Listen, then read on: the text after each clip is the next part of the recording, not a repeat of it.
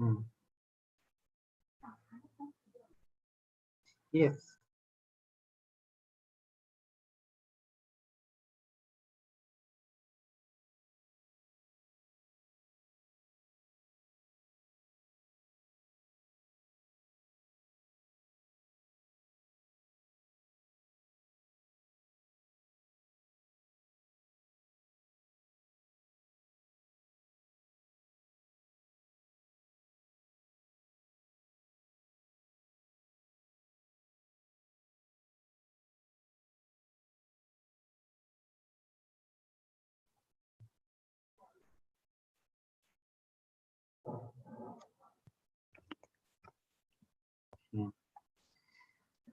Okay, good morning, everyone.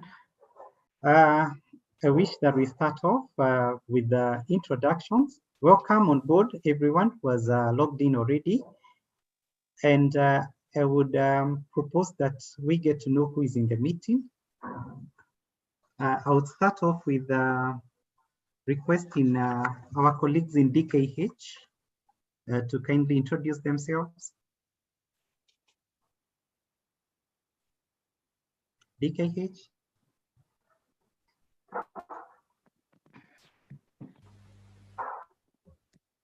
Hello, I can see them somewhere. Okay, hello, fine. Then, morning. Yes, Sharon. this is Sharon Linda from Diakoni Catastrophe and Welfare Regional Office in Nairobi. Okay, great. Welcome, Shannon. Thank you. Yes, I saw others of your colleagues. Yes, I'm here. Morning, everyone. Hi, Macharia. My name is Marceline Atieno. I work with DKH Regional Office based in Nairobi. Thank you. Okay, welcome, Marceline. Then we could go to NCCK. I know there are quite a number, but I would skip Reverend Mutie further, but the rest we can do the introductions. Good morning. My name is Noel. Okay, pleasure. Okay. Good morning. My name is Noel Abkutsa, Program Accountant in CCK. Welcome, Noel.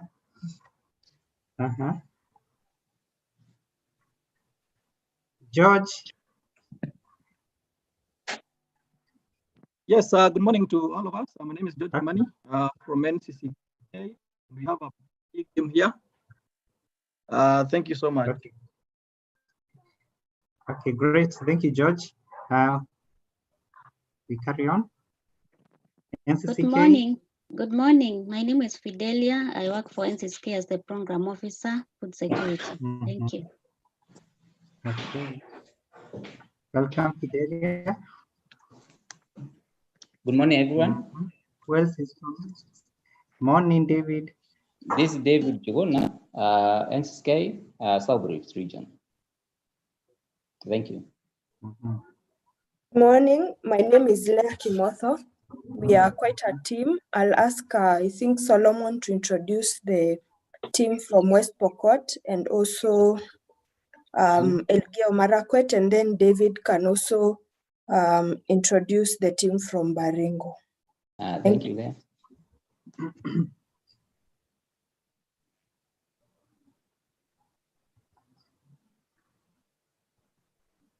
Okay, go ahead. Just proceed. Good morning, Leah. Good morning, everyone. My name is Choloman Kiriot from NCCK, based in North Rift region. We have some participants from West Pokot. They are still yet to join. They'll join. It's Lilian Plapan, Reverend Alelio, and Ben Loreng. Then from Elgeyo Marakwet, we already have in Reverend Sawe. We also have Reverend Misoy and Reverend Chebi. Those are the teams from North East region. Thank you.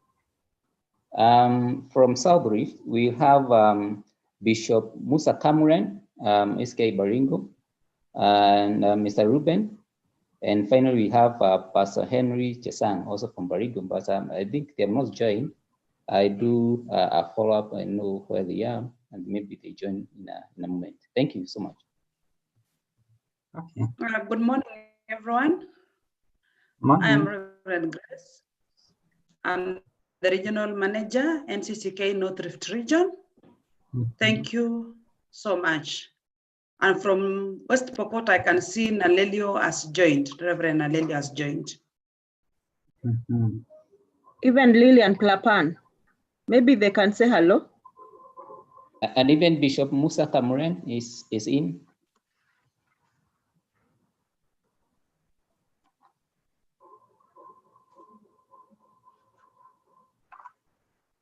So we begin with the North Rift, Reverend Chebi, just wave.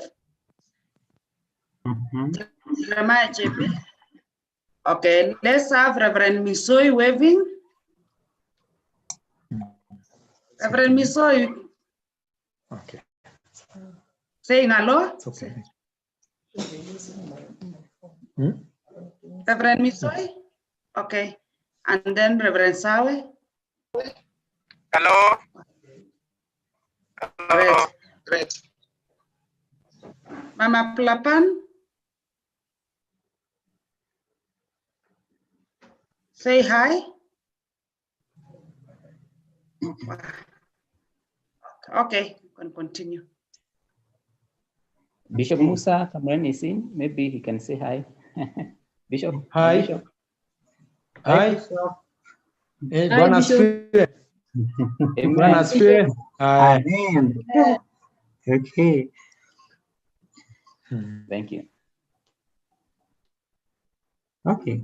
Thank you, David, for the intros. Are we done with the team from NCCK? Not yet. My name is Phyllis. I'm yes. joining from NCCK. I'm based at the head office. It's very nice to be here and to see many of us, some that I know and some that I will get to know. Thank you. Yes, welcome. Okay.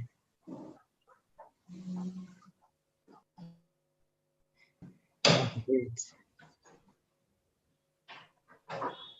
Okay, thank you, the NCCK team. We appreciate, you know, the strength of a network is determined by the strength of the members. And we are so proud that NCCK is such a strong member of the ACT Alliance. And thank you for logging in and also being part of this movement. I want to introduce quickly the team from Christian Aid. Are they there? I can see quite a number of them online. Christian Aid.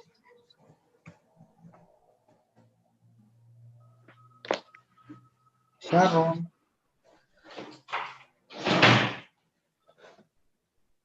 Okay, maybe they have connectivity challenges. Okay, then I'll skip Christian Aid for now. And I would go to YWCA, the team from YWCA. Good morning, everyone. This is Lucy Anyeko. I am representing YWCA, and the others are also joining in a few. Okay, thank you.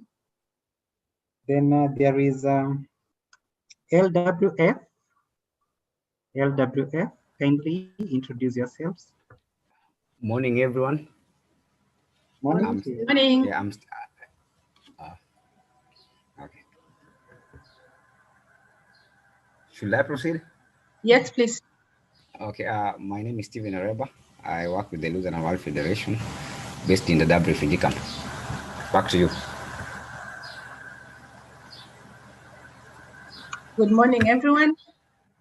I'm Lillian Kantai. I also work a colleague of Steve Areba, and I coordinate advocacy and human rights at LWF based in Nairobi. Glad to have you all. Okay, pleasure. Welcome. Good morning. Morning. Hi, Ellen. Morning. Good morning. My name Morning. is Edwin Rennie. Yes, good morning. Yeah, I'm Edwin Rennie from LWF Dadaab, a colleague to Lillian and Steve. Okay.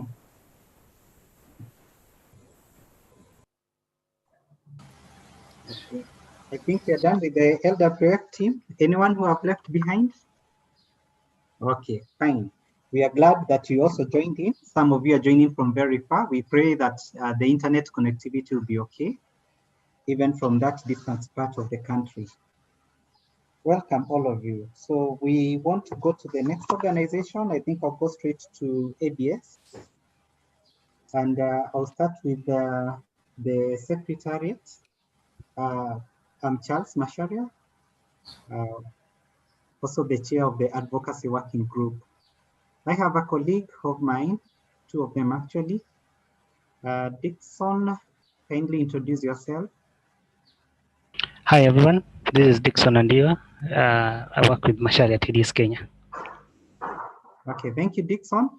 He's our communications officer. He's also supporting us in hosting the meeting. We also have our DRR coordinator, Sophie.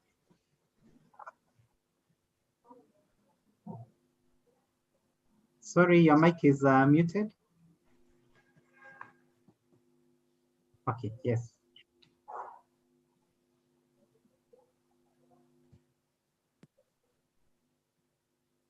Okay, thank you, Sophia. I want to go to the regions, and I will start with ADS NICA, the Nairobi Kajiado. Kindly introduce yourself. Morning to you all. Morning. This is Matthias Chege, NICA, currently working with St. John's Community Center. Okay, pleasure. You had another colleague, Matthias? Okay. I don't know if this was George. I don't know if he has logged in. I can see still, yes, he is on, only that he's George Rivuko. Kindly, George Kenyatta, can you introduce yourself, please?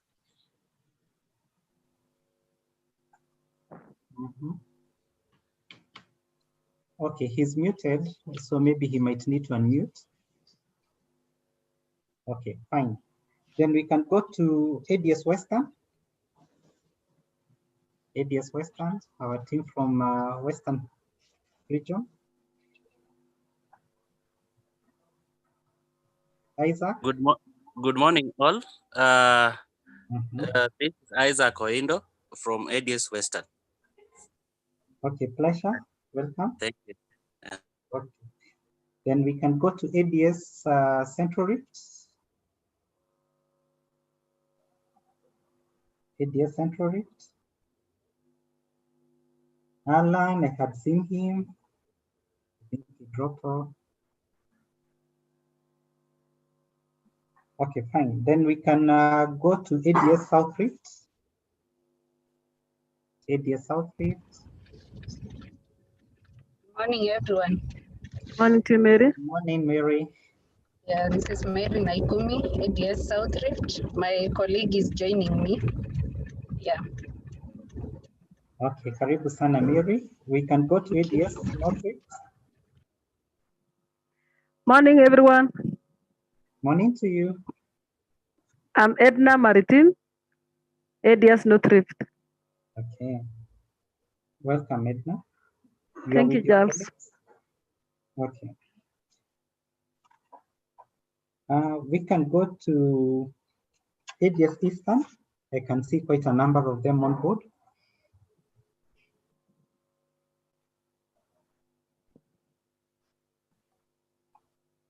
John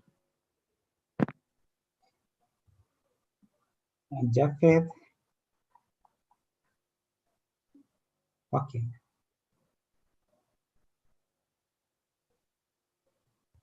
They've taken a bit long. Okay, then we can shift all the way to ADS Nyanza. ADS Nyanza. Anybody? They've not yet logged in. I think there could be challenges of internet. Okay, I think those are the ones that I had in my list. I've not introduced the facilitators yet, but we have quite a number of them. And thank you also for the ACT Secretariat for joining in. Maybe we can request the Secretariat to introduce yourselves. ACT. I don't know. Thank you. Thank you, Charles. Okay. I don't know whether I have any colleague here. I highly doubt if I have any colleague in the meeting. I can see Susan. Sorry, maybe you meant the AKF. Sorry. Yeah, it's okay. It's okay, Elizabeth. You're part of that. No, you can clear the AKF Secretariat first. Okay. So. Okay. Susan, go ahead. Good morning, everyone. I'm Susan Dakalu, the AKF Forum Coordinator. Thank you. Okay, great. Anyone else with you, Susan? No one else. Apologies from Karen. Okay, we accept it. Then we can go to the ACT regional office. Okay, thank you, friends. I'm Elizabeth Zimba Chisiwa. I'm the ACT Alliance Regional Representative for Africa. I'm happy to be part of this workshop. I think I'll be speaking more later. Thank you. Okay, thank you, Elizabeth. Okay, any other organization I've left out? Not in my list. Okay, so thank you. So there are a number of facilitators whom some already have logged in. I can see Arnold, kindly wave at us.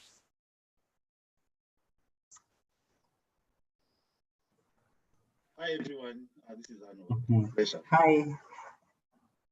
Great. Glad to see you, Arnold. Welcome. Anyone else that I've left out? There's Catherine. She's joining us shortly. She is still trying to connect through. Hi, I'm Reverend Father Joseph Mutie in the Religious Council of Kenya. Okay, pleasure. Welcome. Do we have Thomas Lanten already with us?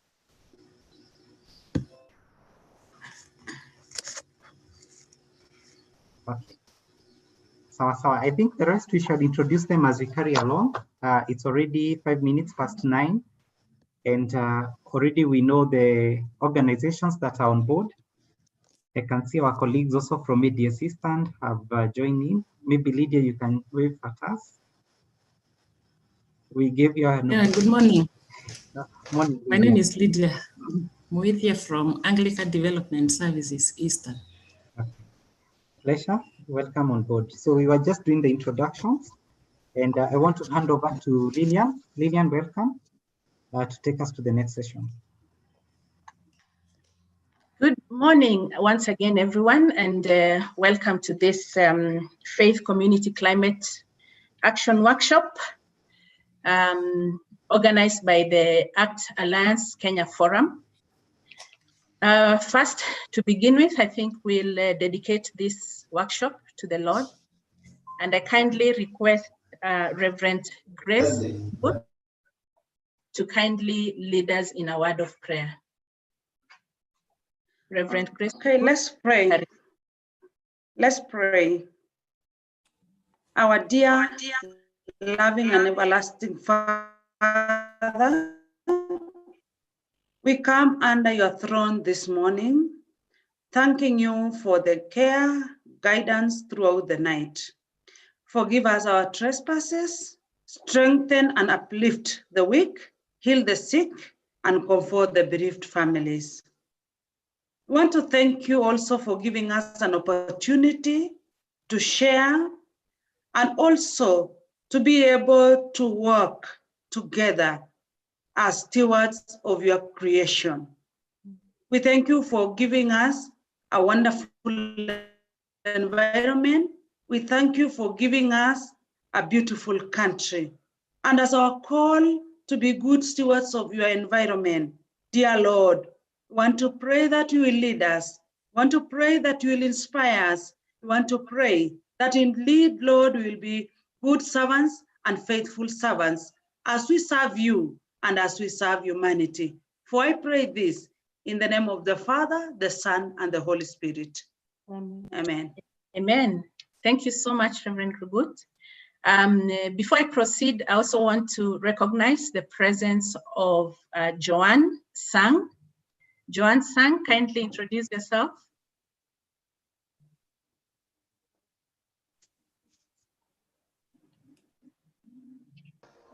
Okay, hi. I'm trying to start the video, at least so that you can be able to see me. If you don't mind.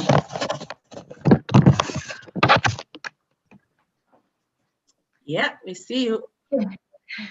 Okay, good morning, everyone. My name is Joanne. I work with the Embassy of Sweden as the Senior Program Manager on Environment and Climate Issues. Thank you, and thanks for the welcome. Thank you so much. Karibu. We are also expecting someone from the Ministry of Forestry, Mr. Thomas Benteren. I don't know whether he's arrived, he's joined us. If not, we shall welcome him when he gets in. Or is there anybody maybe from the ministry? Good morning. Oh, beautiful. Good morning.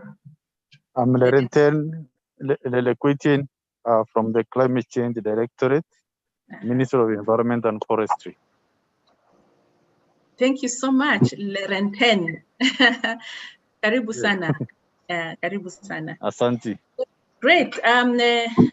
These are unprecedented times, and we have to meet online, which is fine. I think the advantage of meeting online is that we are able to get so many people from different places, and this really makes this workshop a rich workshop.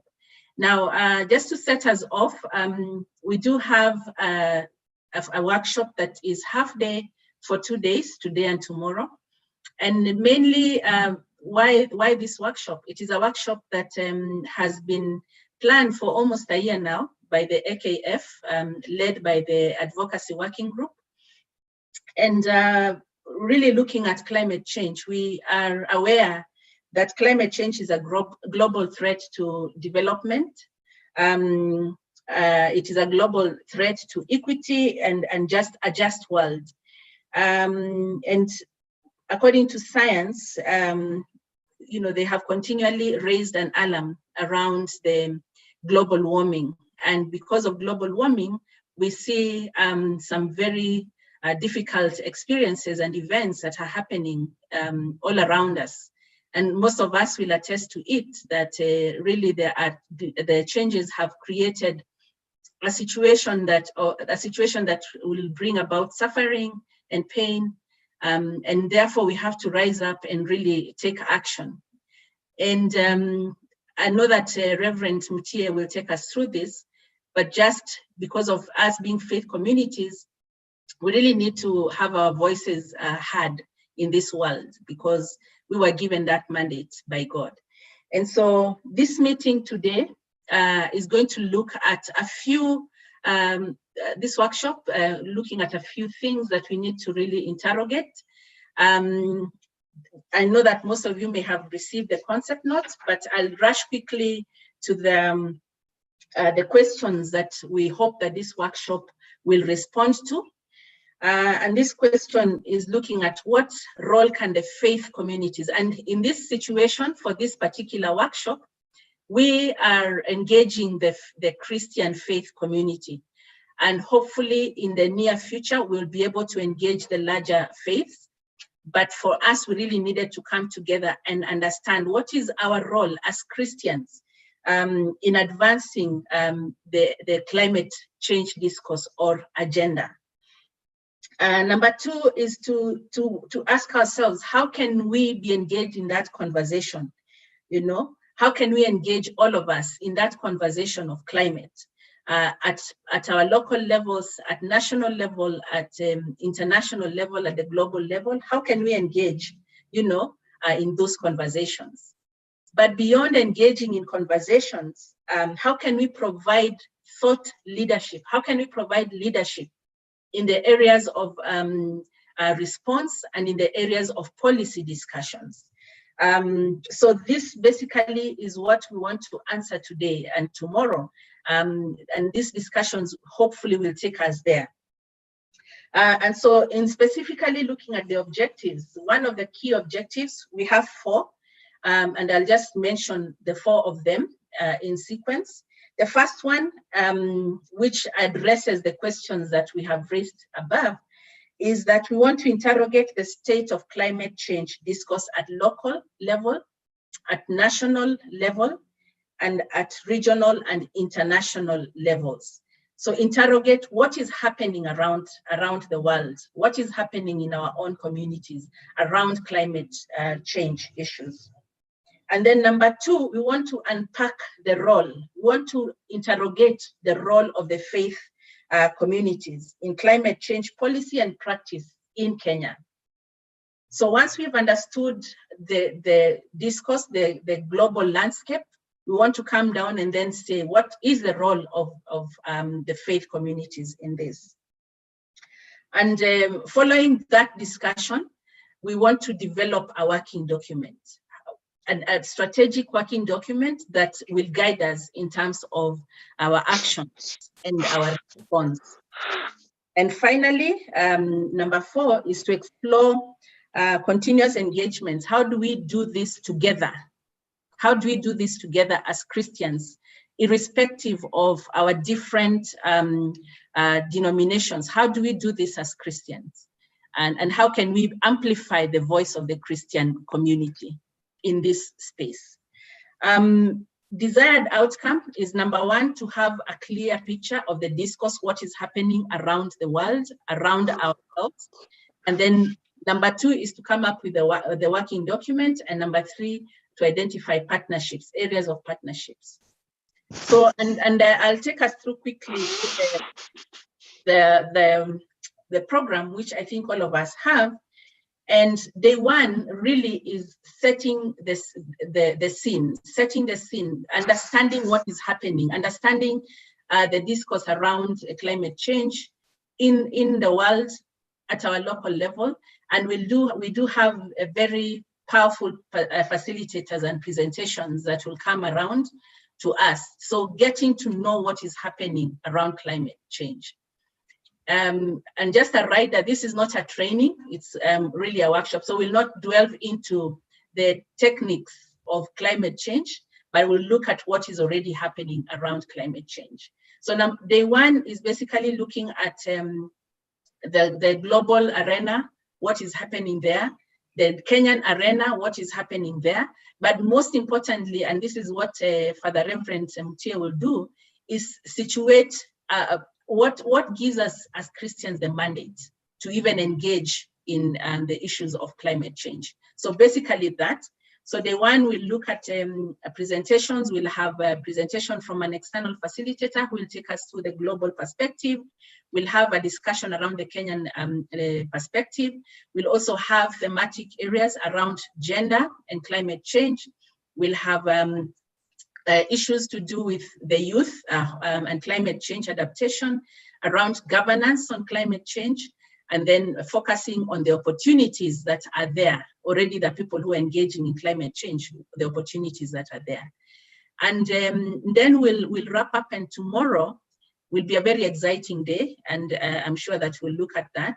Tomorrow we'll now be looking at ourselves internally, coming back and asking ourselves, so we know what the situation is, what do we need to do as the faith community? So this is basically looking at our own planning and looking at, as we plan, what are those financial opportunities, what are the policy opportunities that are prevailing that will help us actually do a plan of action. So that is basically a clear picture of what the program looks like.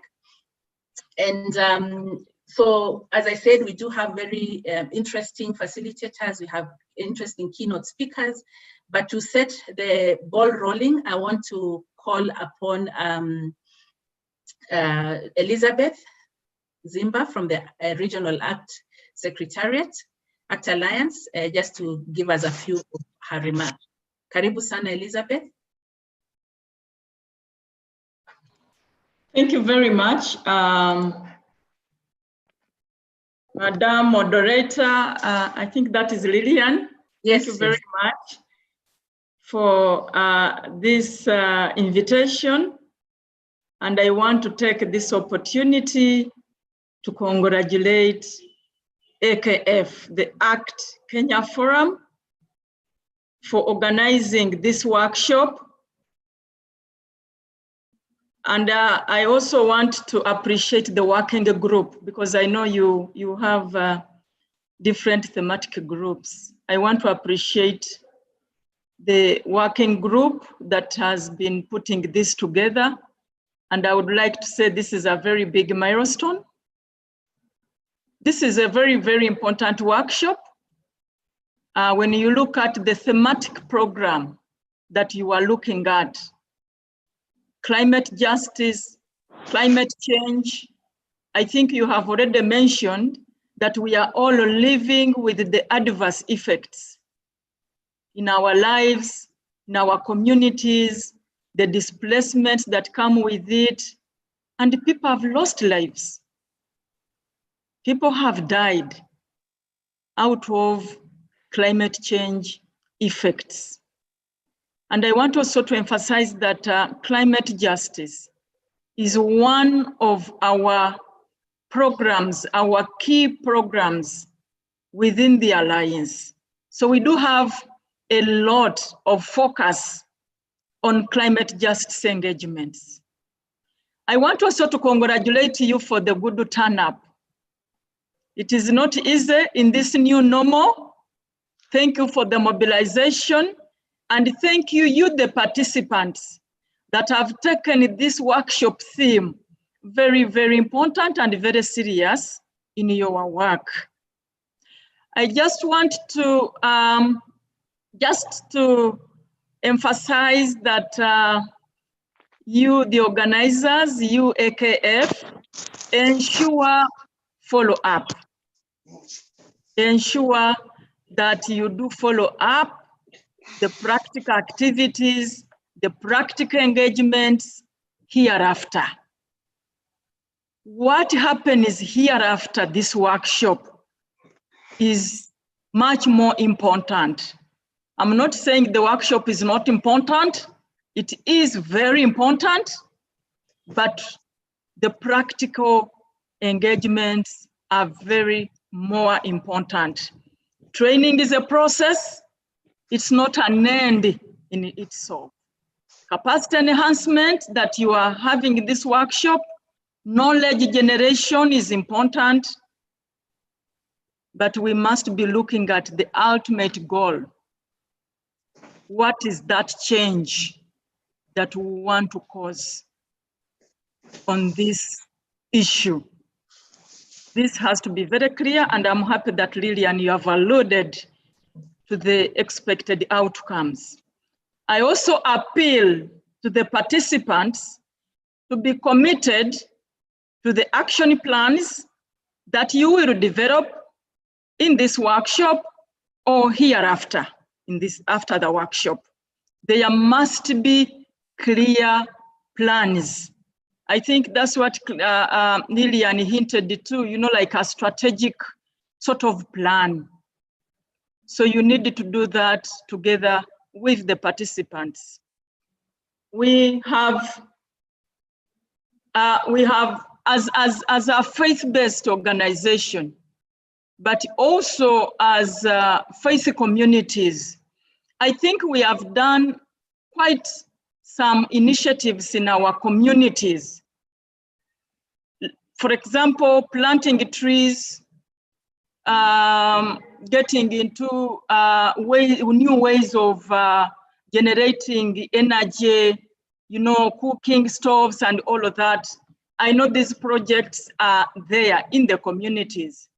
It is okay, and you can even do much more in that area, but my encouragement and appeal is that let's also try with the time and do advocacy. let us find ways and means of engaging the duty bearers. Since I still have my time, I had planned that I share with you what ACT Alliance globally is focusing on. But before I do that, we might be having people in the room that may not be very familiar with ACT Alliance. I'll just use one sentence or two to describe, but I appeal to the leaders that keep reminding your people what is ACT Alliance and why are we together, so that the information gets up to the communities.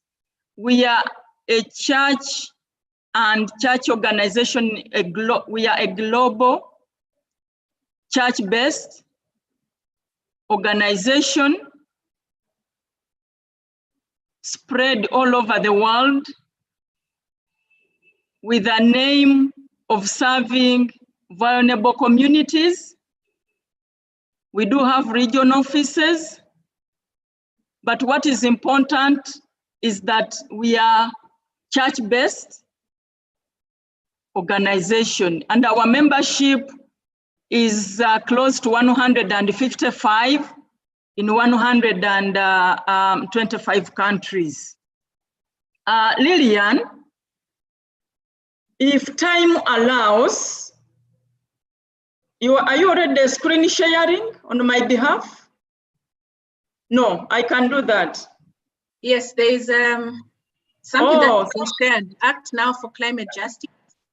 All right, somebody has done it. Yes. Okay, thank you. I don't know how much time I have, but if I don't go through all the slides, for sure I'm going to share with you this presentation, because it tells us ACT Alliance globally. What is it that we are focusing on for the next 2 years? Can you go to the next slide? As I've already said, climate justice is one of our programs within our global strategy 2019 up to 2026. Among other programs that you are seeing, we have gender justice, we have peace and human security, migration and displacement, emergency preparedness and humanitarian response.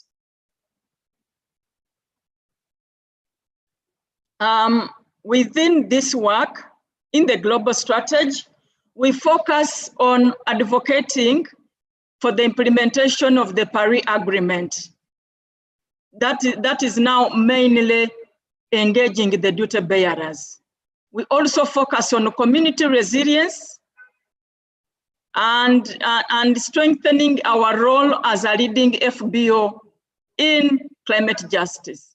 So our initiatives should be leading for us to be the leaders in terms of climate justice work.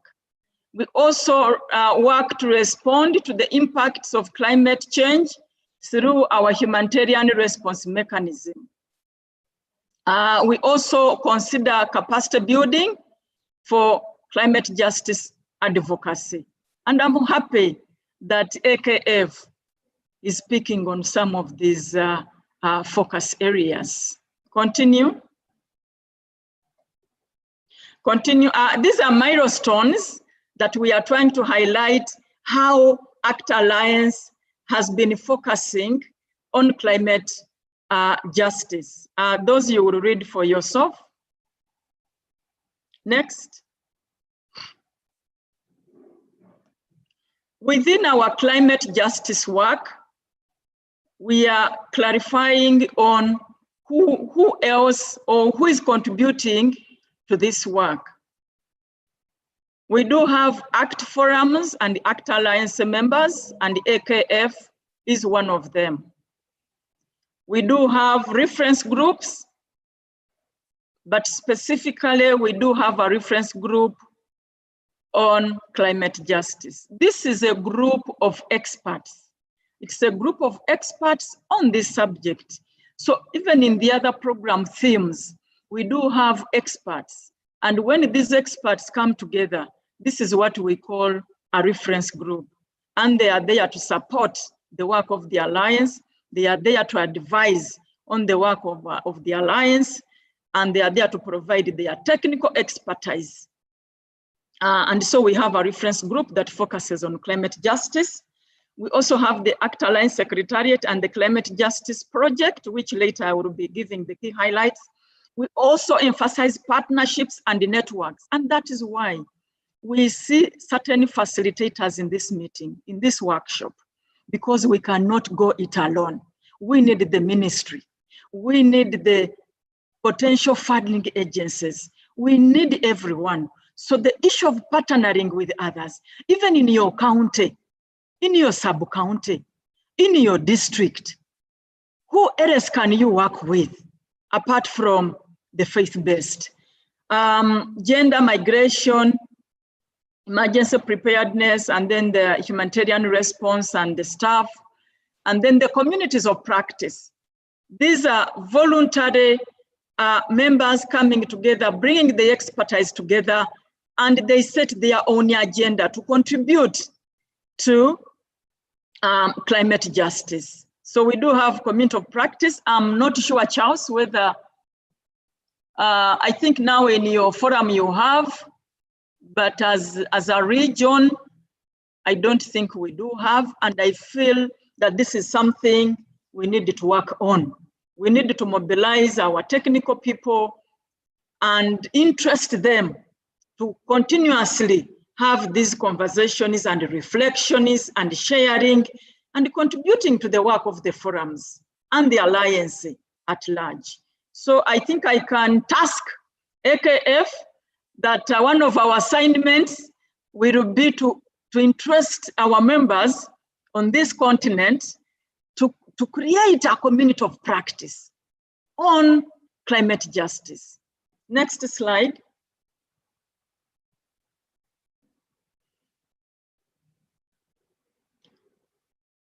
I think continue. And Lillian, do not hesitate to tell me to stop, because I will share on this. So just 3 minutes? Pardon? In 3 minutes? 3 minutes? 3 minutes. Yes, thank you. This slide tries to explain and to expound on what the work of the Alliance will be in the coming 2 years. I want also to inform you that much as we have a global strategy, we are also going to work within projects. We are going to have several projects within our work, within our program themes. So the project way of working is what we are also adopting as an alliance. I think one of the activities is to have representatives from global ecumenical faith-based organizations to engage and benefit from global level coordination discussions. So there would be activities in that line. We are also focusing on communities affected by climate-induced loss and damage to profile them. It is more of profiling and documenting and using this to showcase the impact. ACT Alliance members will be regularly updated on this type of work. I think I would prefer the next slide. This is the goal. The goal of the current project is to enhance inclusive, ambitious, and sustainable climate change and action in accordance with the Paris Agreement, Sustainable Development Goals, by leveraging faith leaders, mobilization, and best practice in adaptation and disaster. What is this? In terms of programming. So you can see it is a loaded goal, trying to touch on each and everything, leaving no one behind, ensuring that everyone is part and parcel of the conversation. we want also to be ambitious, not to aim lower. But also the Paris Agreement is one of our instruments that our advocacy efforts will be looking at, of course, sustainable development goals, and we are emphasizing the role of faith leaders. Really, we are critical mass as faith communities. What is it that we can contribute? A lot can be done. So how do we mobilize ourselves? How do we build our capacities?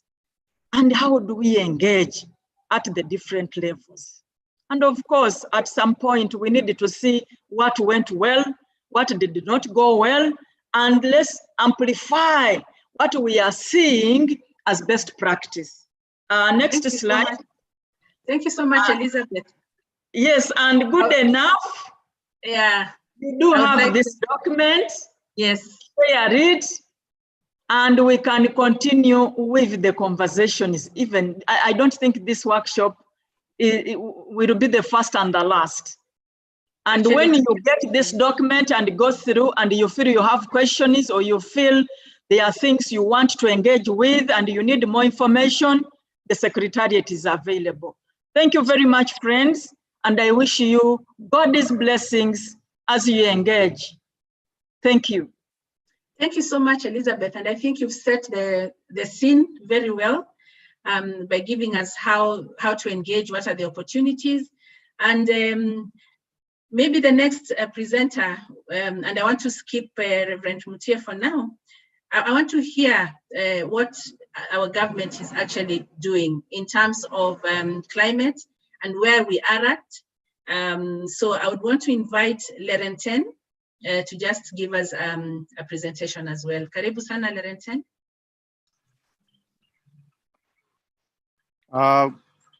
Good morning, all participants. Good morning. I'm Lerenten Delequetian, as said earlier. I work with the Climate Change Directorate at the Ministry of Environment and Forestry, and we coordinate all issues climate change in the country. I'm really very, very happy to be with you this morning because it's our wish and goal that to reach as many people as possible, that we have this discussion to as many people as possible, because it's an issue that is very important to us and very important to the communities, because of the obvious reasons that the impacts of climate change are here with us. You find that we move from, it is a pendulum swing from droughts to floods, and all these are exacerbated by climate change. And we recognize the obvious impacts to the livelihoods of the people and also to the economy in general. And this subject is very important, and we need to continuously discuss issues of climate change. And now we can collectively, everybody doing is small thing here and there, to make sure that as a country, cumulatively are going to address issues of climate change. So I really wish to thank the organizers of the meeting, ACT Alliance, and the working group. And because actually it was very, very important that actually you mobilize all these people and you brought this discussion on board. So I'm sorry I don't have a presentation. I thought I'll just make some remarks, and I'm going to do that. First is that the impacts of climate change are here. I think in one way or the other we are all affected, and that we need to take action. And as a government, this is an area that government has taken very, very seriously. And we have created a conducive requisite policy environment so that everybody has a space to take specific actions to address issues of climate change. Maybe I just give you the policy landscape in the country. That we have the National Climate Change Response Strategy of 2010. This was our first policy document on climate change.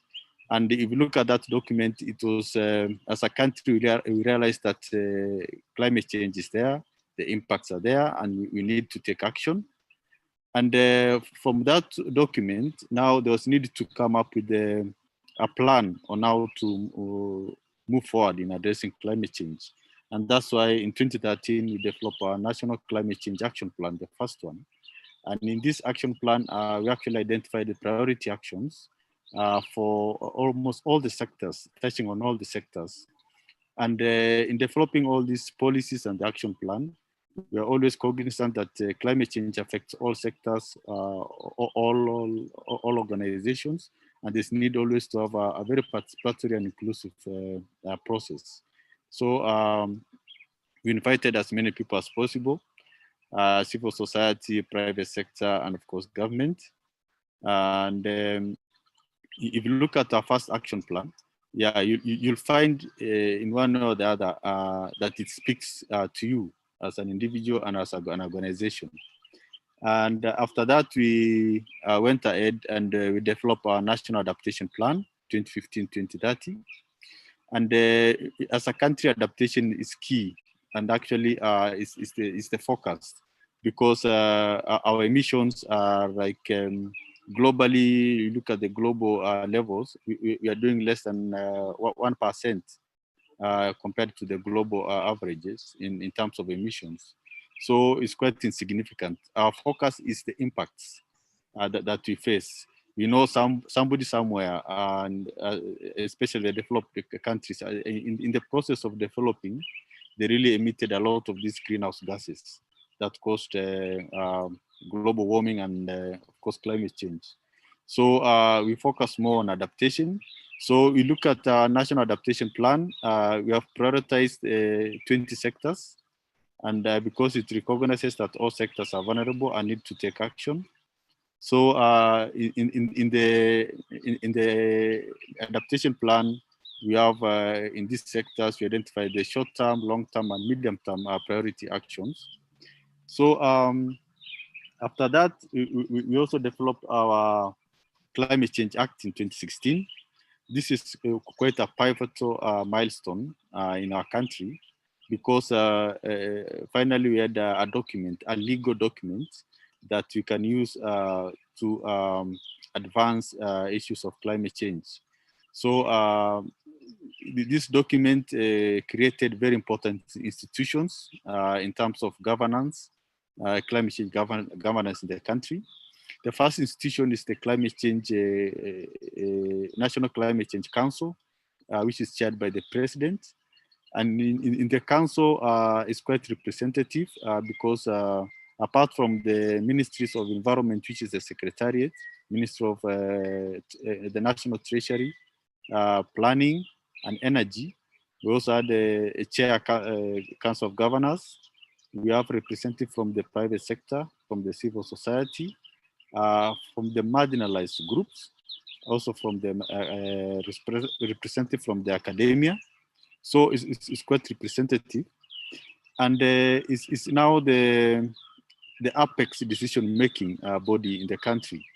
Also, the Climate Change Act created the Climate Change Directorate. For the first time, we have now an institution which is to coordinate all issues of climate change in the country. So I work in that directorate. So anytime you are welcome in our offices. It also created the climate change units. The climate change units are supposed to be in all ministries, departments, and agencies of government, also in the private sector, also in the county governments. And these units are supposed to coordinate issues of climate change at that level, both planning and even in budgeting issues, so that you find climate change in all spheres of development. So those are very critical. Also in section 25, it created the Climate Change Fund, which is very important. Now we'll be having a basket of resources to address issues of climate change in the country. And already we have a climate change policy, finance policy, and we're in the process of finalizing the climate change fund regulations, because now in the regulations, it unpacks who is supposed to benefit, what's the criteria, eligibility to access the funds, how to capitalize the funds, how to manage the funds. So we're in the process of finalizing the climate change fund. And already Treasury is to put 500 million as seed money to that fund. So it's very important as a country to make sure that we have all these structures in place. If now I move to another important document, is that we also have a climate change framework policy of 2018. And in this policy, it brings out the policy statements in terms of mitigation, adaptation, and the enablers. That's capacity building, technology, and finance, which are critical. So all these documents are available and they're online, some of them. And also another important document that I want to share is the National Climate Change Action Plan 2018-2022. This is the current one. And if you look at this, the current one, we have 7 strategic objective areas that touches on all the sectors in the country. We have the disaster risk management as very important. You know how climate change affects disasters, and the link between climate change and the Sendai framework on disaster risk reduction. So we deliberately focus on floods and droughts. We find that these are 2 climate-induced disasters that are frequent in our country and have very significant impacts in terms of the livelihoods and the economy. So you'll find very specific targets and priorities. We also have food and nutritional security as another strategic objective area. And in this one, we borrowed a lot from the Kenya Climate Smart Agriculture Strategy and Implementation Framework. You find that you need to continue producing food, but how do we do it in a changing environment, climate? So we also have water and human settlement, we have energy, we have and transport, we have manufacturing sectors. All these documents are available, and I can share with you for a detailed scrutiny.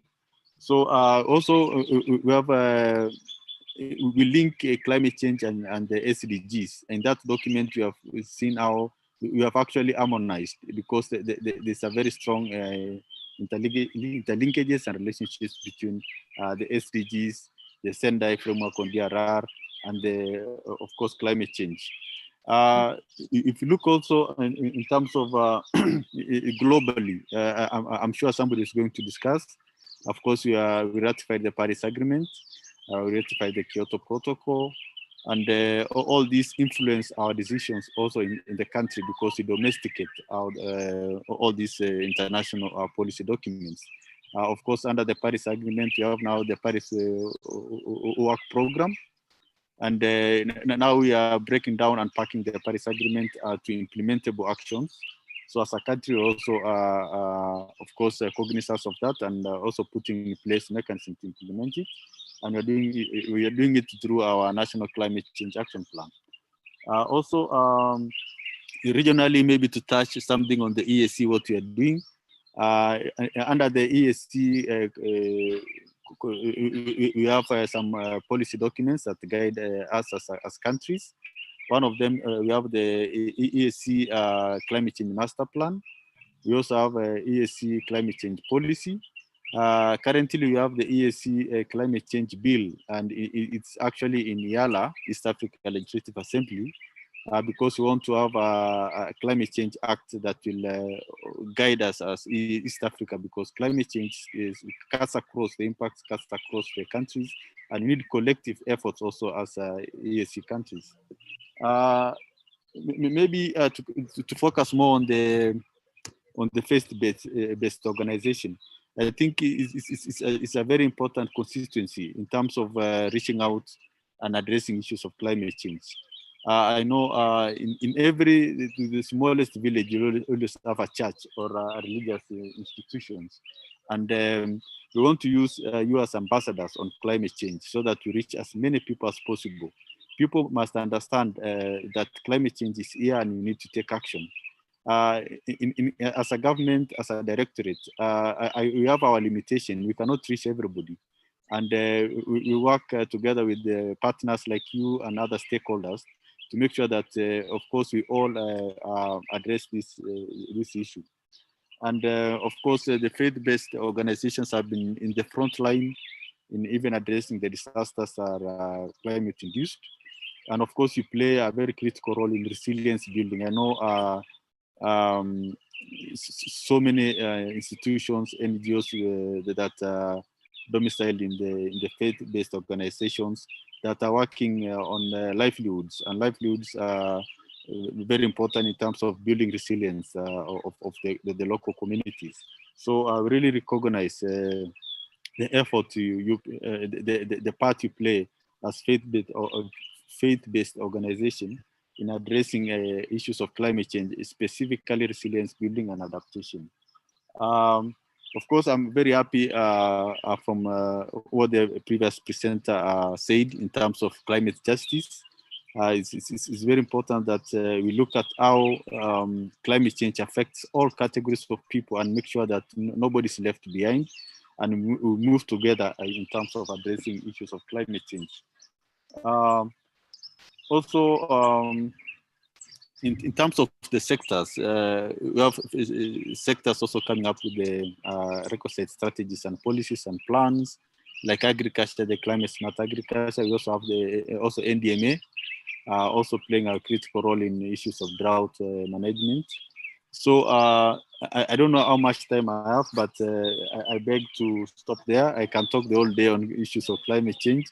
And I'm always available. Maybe if you have more forums, I can always come and share, because we learn from each other. And it's good to recognize that we are all making our efforts to address issues of climate change. Thank you very much. Thank you so much, Thomas. That presentation was really insightful, and we really appreciate that. We can feel the passion that you have. And we are happy that you commit yourself to be available when we, for more discussions.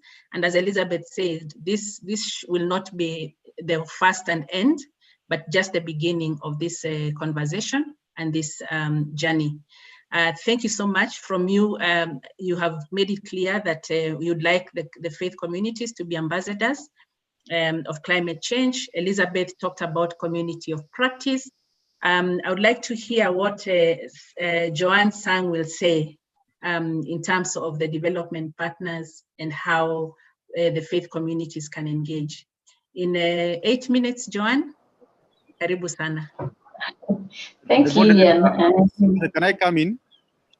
I want to excuse myself. I'm going for another meeting, and of course, I like to see to get the proceedings of the meeting later. Thank you very much, and see you soon. Thank you so much, Thomas, and God bless you. Before he goes.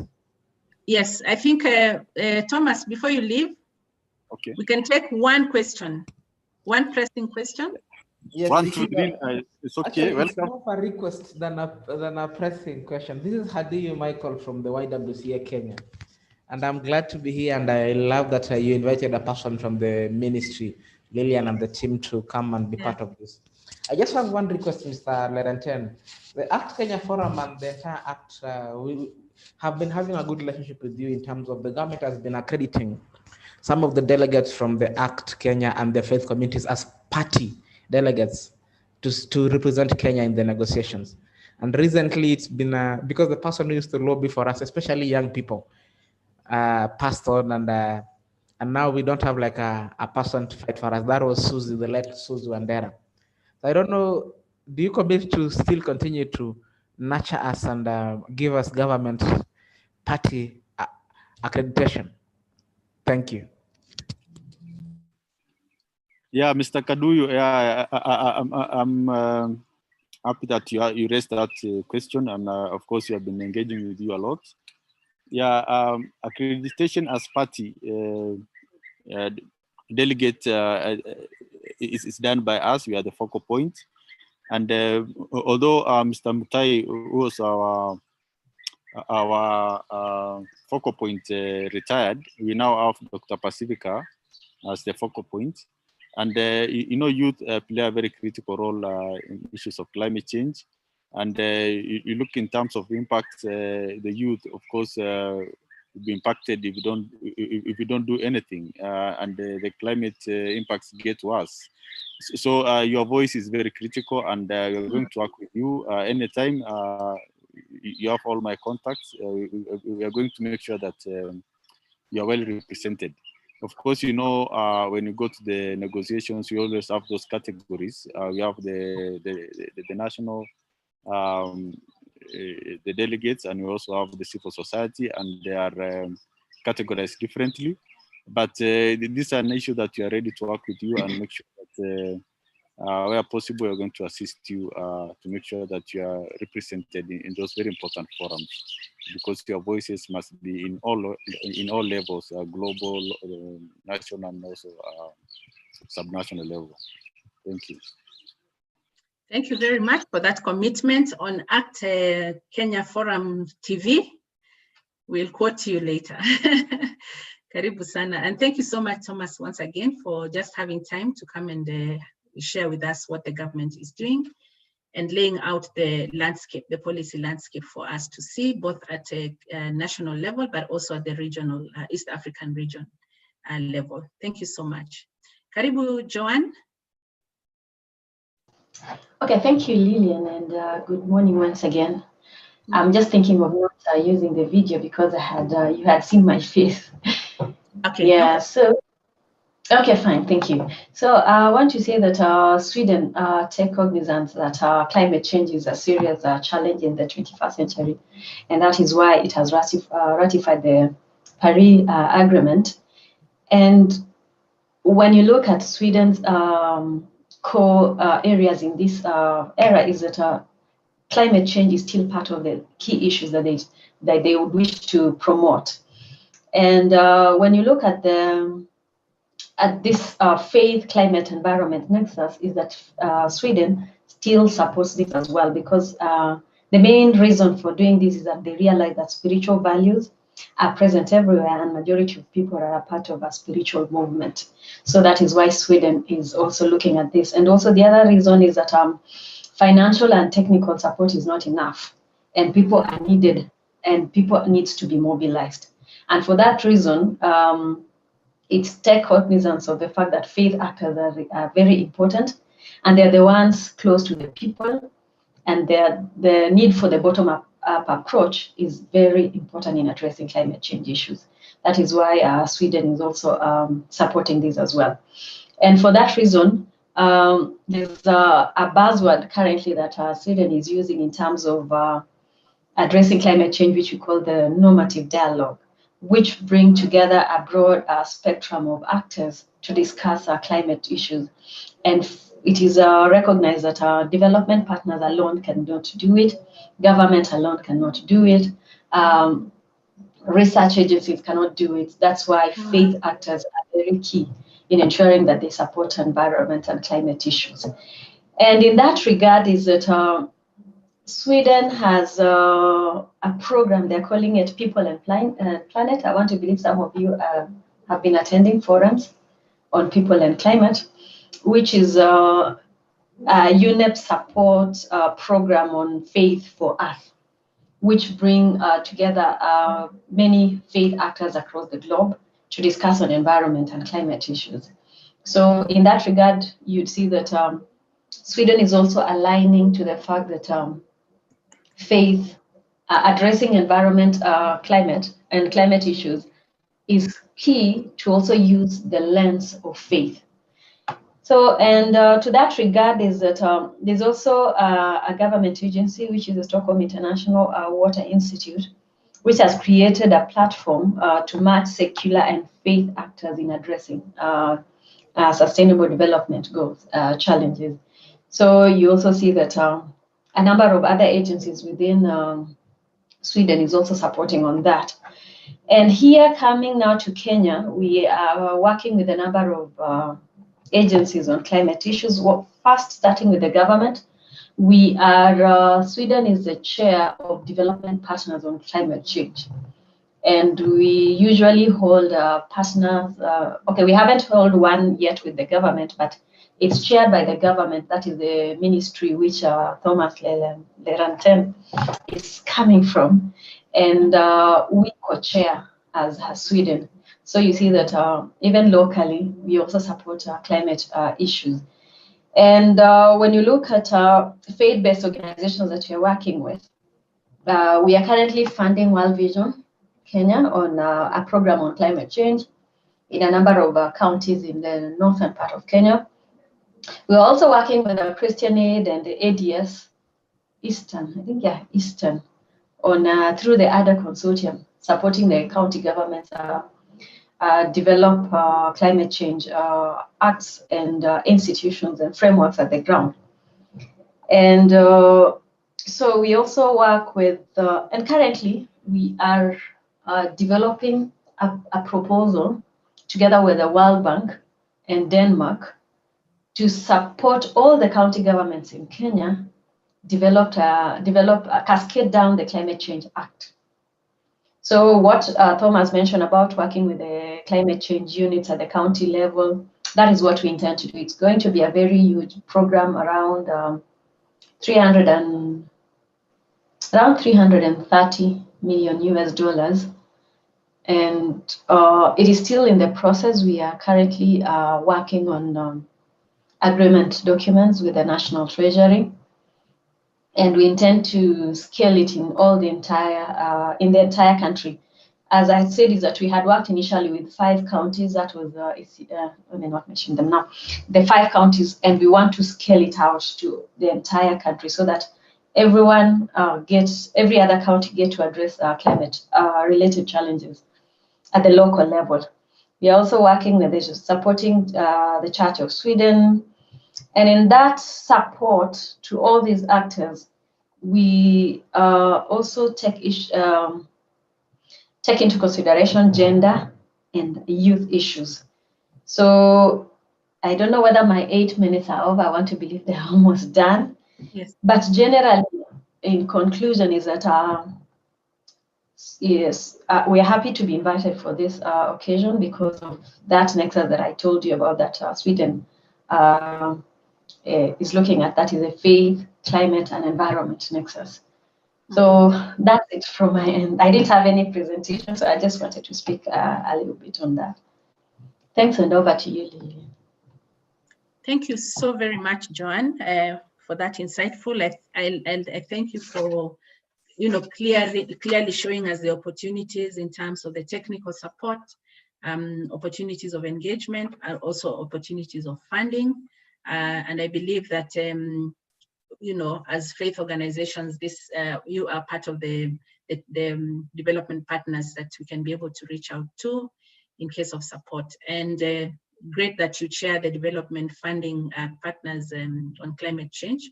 So that is really a good place to be. Thank you so much for finding time to be with us. I pray that you'll remain with us for at least for this day and tomorrow, just to hear what the action plans will look like. Thank you so much, Joan. And now, okay, yes, Joan. Unfortunately, I won't be able to stay long. I'll only listen to the first presentation by Arnold. Okay. And then move to another assignment. All right. Yeah.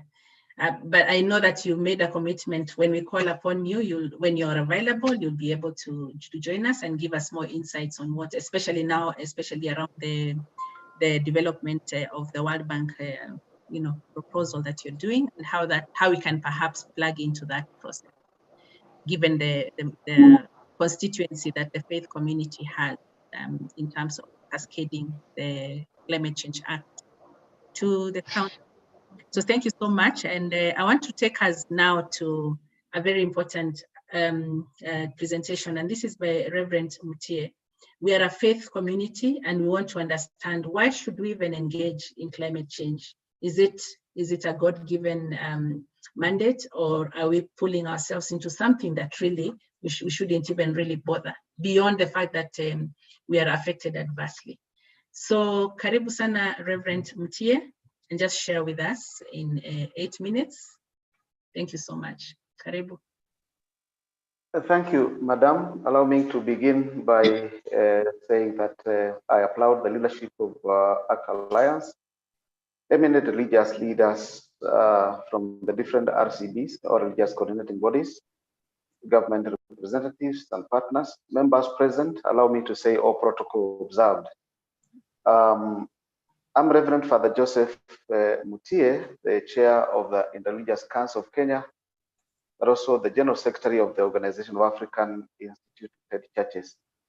You'll allow me not to do my video because of the network, probably so that I can be a bit clear. I'm coming from the Interreligious Council, and for those that are new to the Interreligious Council, it's important for me to just get to inform you who is the Interreligious Council of Kenya.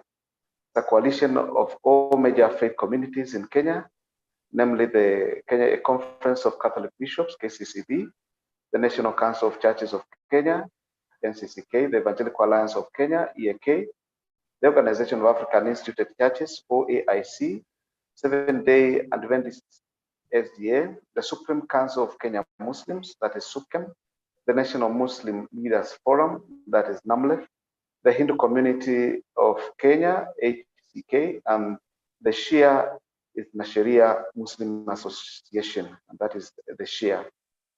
IRCK works together to deepen interfaith dialogue and collaboration among members for a common endeavor to mobilize the unique moral and social responses of religious people and address shared concerns. Each of these religious coordinating bodies has a national coverage with structures that ensure reach at all the grassroots levels. The Religious Council of Kenya works in three thematic areas, namely peace and governance, health and social well-being, and to be specific, the third one is environment, and this is very, very important to us. The current position and state is what I would want to engage in now. Currently, we continue facing challenges such as the ongoing desert locust invasion in the north and the Rift Valley. In the north and in the Rift Valley, we are witnessing the unprecedented swelling of water levels, displacing many Kenyans, and loss of livelihood. These situations are worsened by the COVID-19 pandemic, with scientists linking it to the transgression of our planetary boundaries. The impact of human behaviors and activities on the planet's environment requires both a health concept and a spiritual intervention that takes into account both personal reflection towards the care of God's creation. Presently, we are experiencing extreme temperatures variations due to the massive gaseous emission from our own activities. Our people must be aware on how safe is their tap water they are drinking. Is the fish they are eating contaminated with nanoplastics and microplastics, causing them numerous respiratory zoonotic diseases? Religious leaders through the Interreligious Council of Kenya's Environment and Climate Change program identified environmental conservation and climate change adaptation and mitigation as paramount to the survival of mankind on Earth. Human beings and all other species created by God are all interconnected to one another. To live peacefully and happy life, human beings need or must take care of the environment, the air we breathe, the water we drink, the land we grow our crops from. We all need to be aware of these interconnections.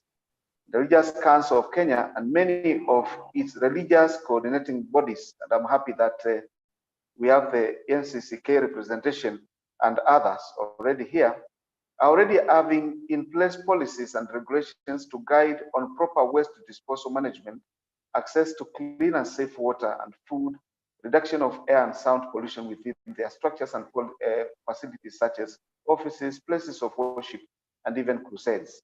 Religious leaders have strived for a secular economy in which they have taught congregations on reusing and recycling the limited available resources we are blessed with.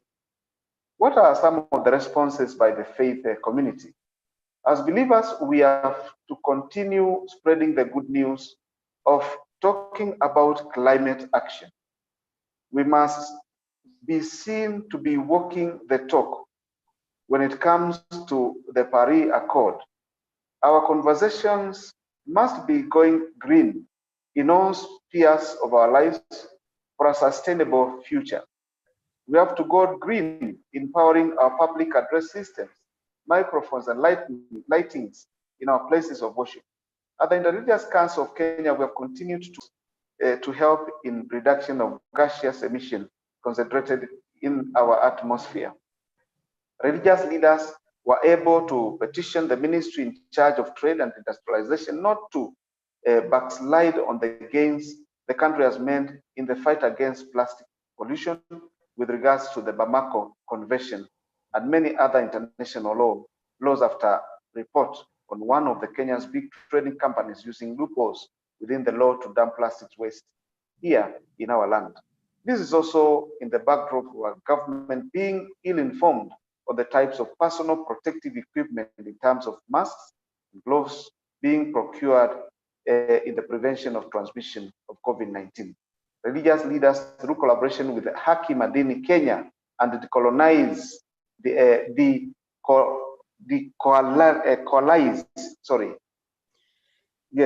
is again speaking against the call, decolonize, have been able to respond to the need to reduce emissions from the fossil fuel industry. Not only we are calling for every person above 18 years to plant a tree in attaining this 10% tree cover as aspired in our 2010 constitution, but we have gone further with this engagement.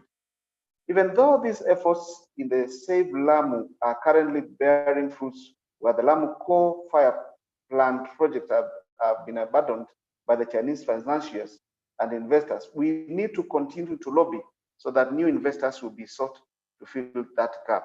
Will not be sought to fill that gap. The project must be cancelled entirely. This has been our prayer. It is indeed a good news that the Lake Turkana wind project, which is the largest wind power installation in Africa, resorted to a 44% drop in thermal power generation last year. We must not relent in our efforts to reducing further the fossil fuel costs in our power system with wind, solar, geothermal, and hydro all significantly cheaper. The 100% transition to clean renewable energy by 2030 is within our reach. Allow me to say, God blessed Africa, and especially Kenya, with a lot of wind, solar, and water. And the thought of the thermal option is purely greed and lack of care towards our Mother Earth and the poor communities. High fossil fuel costs and unnecessary power development like this Lamu coal plant will lead to expensive electricity bill for Kenyans. We should make the most of our abundant renewable energy resources and reduce cost burden on our poor people. In conclusion, we the earth dwellers have been commissioned to till and keep the glorious God's creation, the earth. It is my humble prayer that this generation can find innovative solutions and rise to the occasion in responding to this call to care for the earth and the vulnerable persons or poor persons, mostly the women and children who are usually heavily affected during climate crisis and natural disasters. Allow me to say that the Bible has with it our mandate, and we are called to be stewards. If you look at the Bible and the stories in the Bible, generally they use the environment to give us analogy of the stories of what God expects of us as stewards. The parables of Jesus Christ in the New Testament, majority of them, he used the environment to express the willingness of God to bless the earth.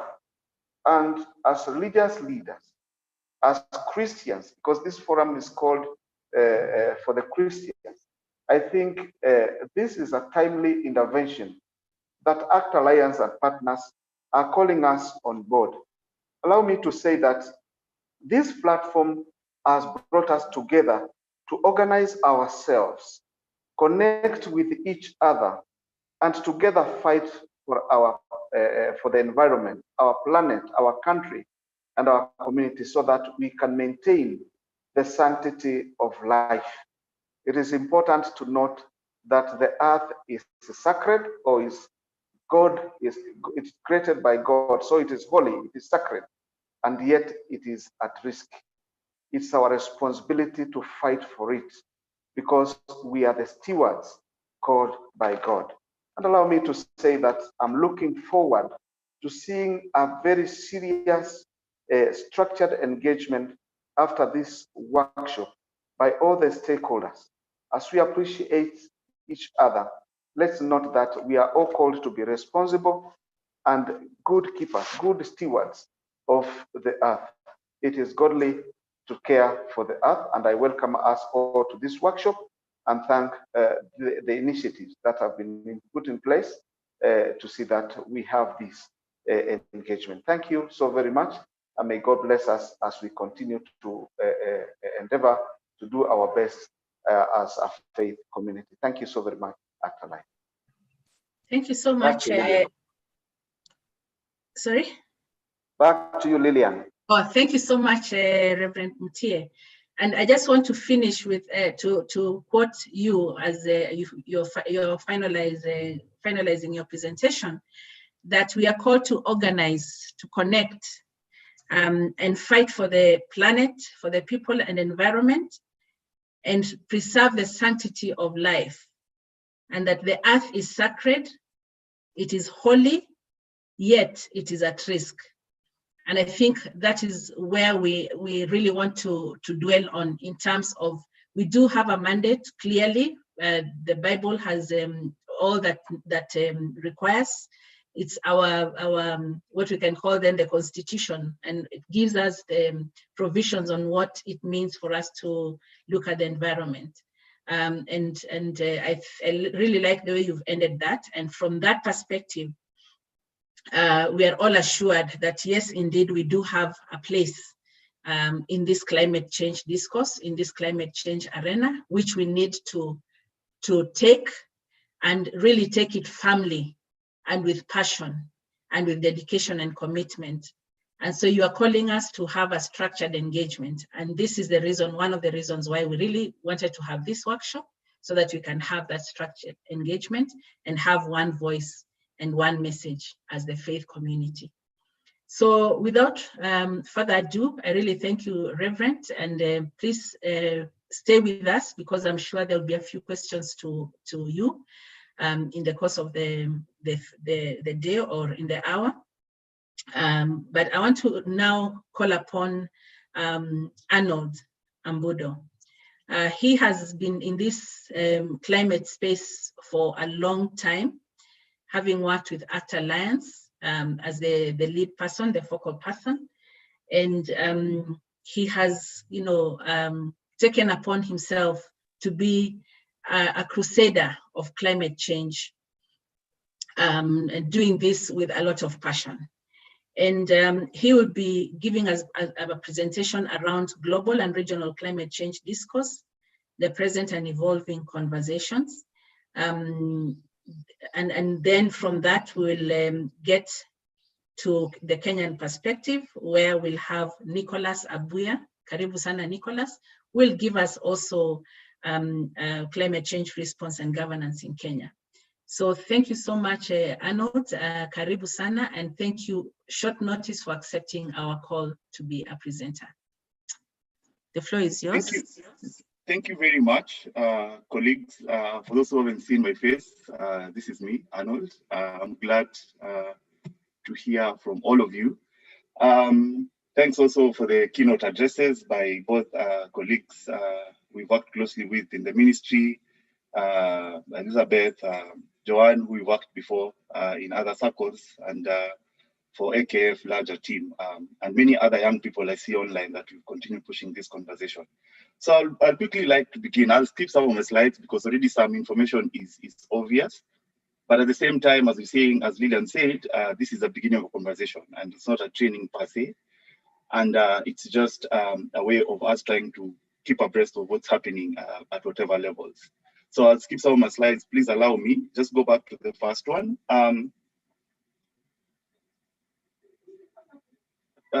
Suzanne, just go back again. Again, one more behind.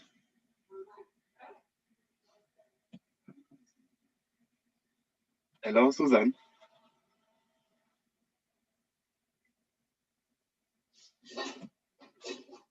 Okay, as Susan is trying to sort that out, for me, I just want to give you perspectives of pretty much, and I'm sure most of us are already conversant when you talk about global climate change response and policy. And I'm going to dwell into the Paris Agreement. I see that the thing is still hanging, but I just need to show you some of the figures just to tell you or to magnify or amplify the voices that have been raised by my previous colleagues in terms of the urgency or issues around climate change. So the previous slide before this one, and I can explain this as well, just shows you this is the latest climate action tracker information globally as of September 2020. And here, we are not going into techniques of climate change. Of course, you can have discussions later on, but this just tells you the Paris Agreement 1.5 target degrees or below 2, and where we are now as the world. Clearly, we are reaching tipping points. We have an emergency, we have a crisis, and there's something that we need to do. So if you look at this, it is projected by current scenarios, if we just maintain business as usual, that our planet will be warming to higher levels of almost 4 points in the next century. As it is now, even with the NDCs that are in place, they're all falling short, and I'll explain what NDCs are later on in my presentation as we work on. But the discussion here is we are not actually doing enough to achieve or realize the 1.5 global warming degrees as set out in the Paris Agreement. As colleagues try to set it up, my focus of this would be just to the basics. When we talk about global climate change response, what are we exactly looking at as a people of faith, as young people, as it's mentioned by government?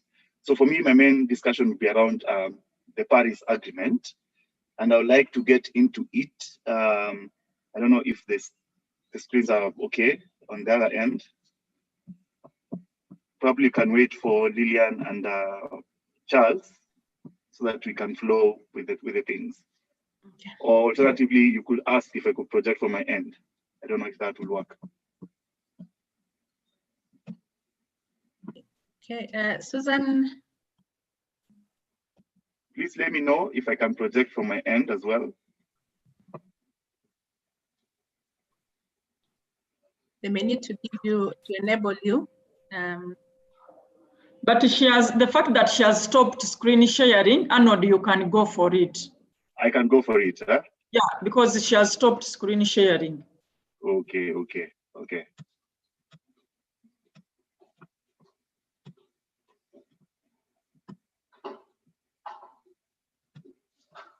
Are you all able to see? Is it working well now?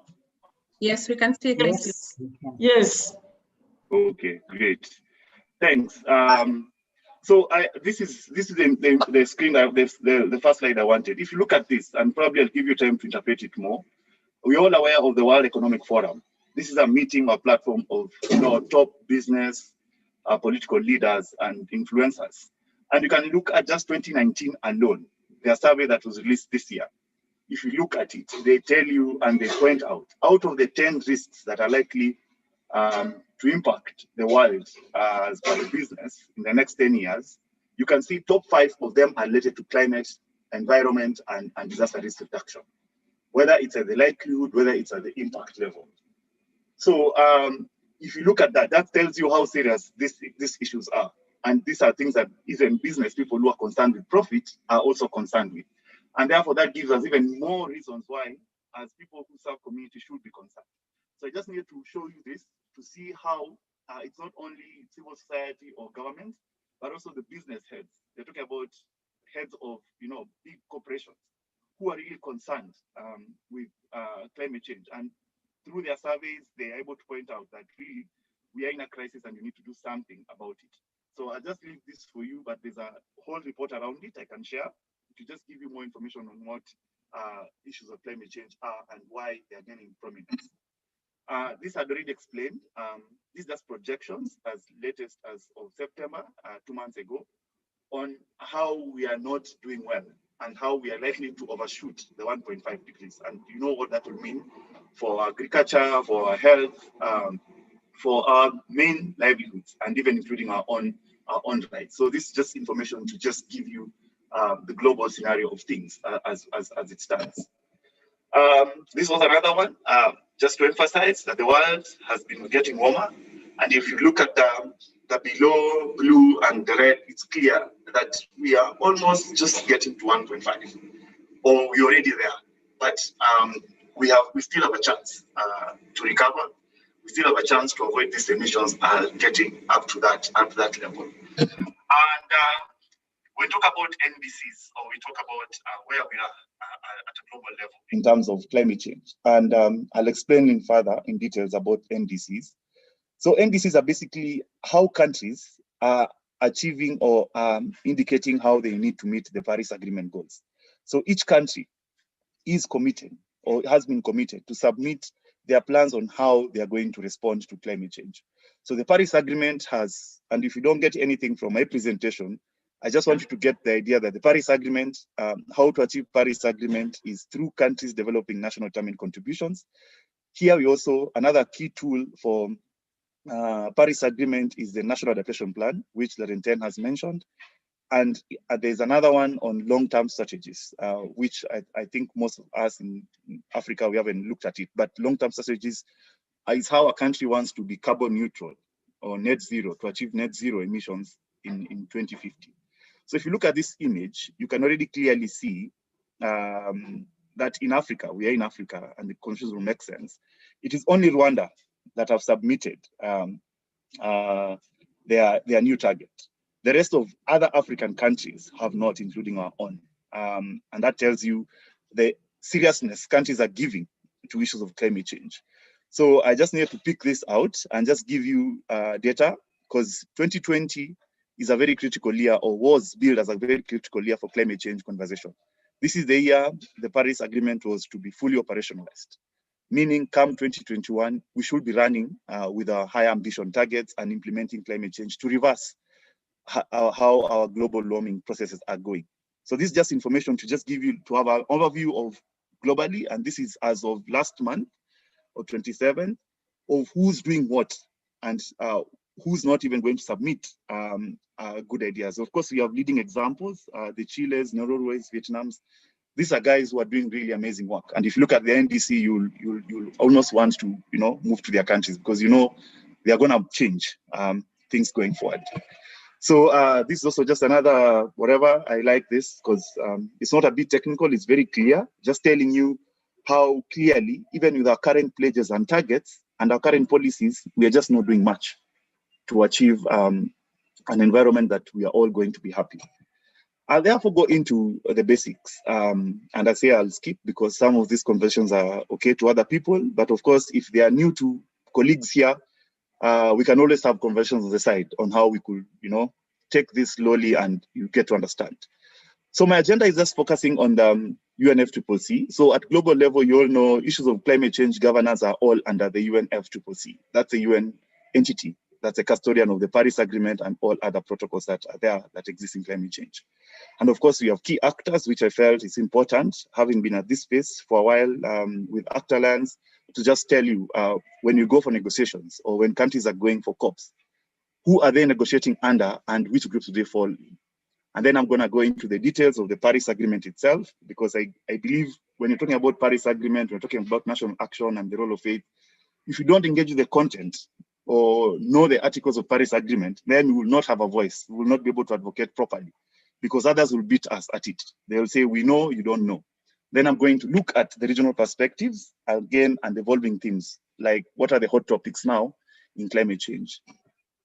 So this is just the main goal of the framework, just to prevent dangerous climate. As it is, we are actually in the same age, like where things are really bad. And these are the objectives as it was convened of the framework itself, just to ensure that we stabilize the greenhouse gases concentration. It's not bad to have them there, but when they are overly too much, they are going to interfere with our normal climate system. So what are the bodies of the convention? So I thought this is important for you to know if you already want to engage at global level. So the UNFCCC has what we call the Conference of Parties. This is a meeting of heads of states, civil society, and colleagues here who we managed to attend some of this.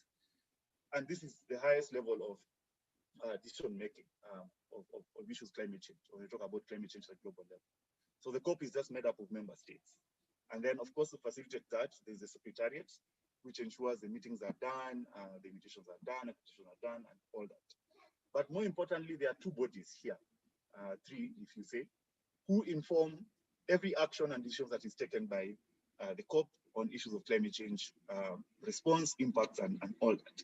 So we have the SBI, which is just in charge, please don't kill me for the jargons, which is just in charge of ensuring that the agreement or the protocol is implemented.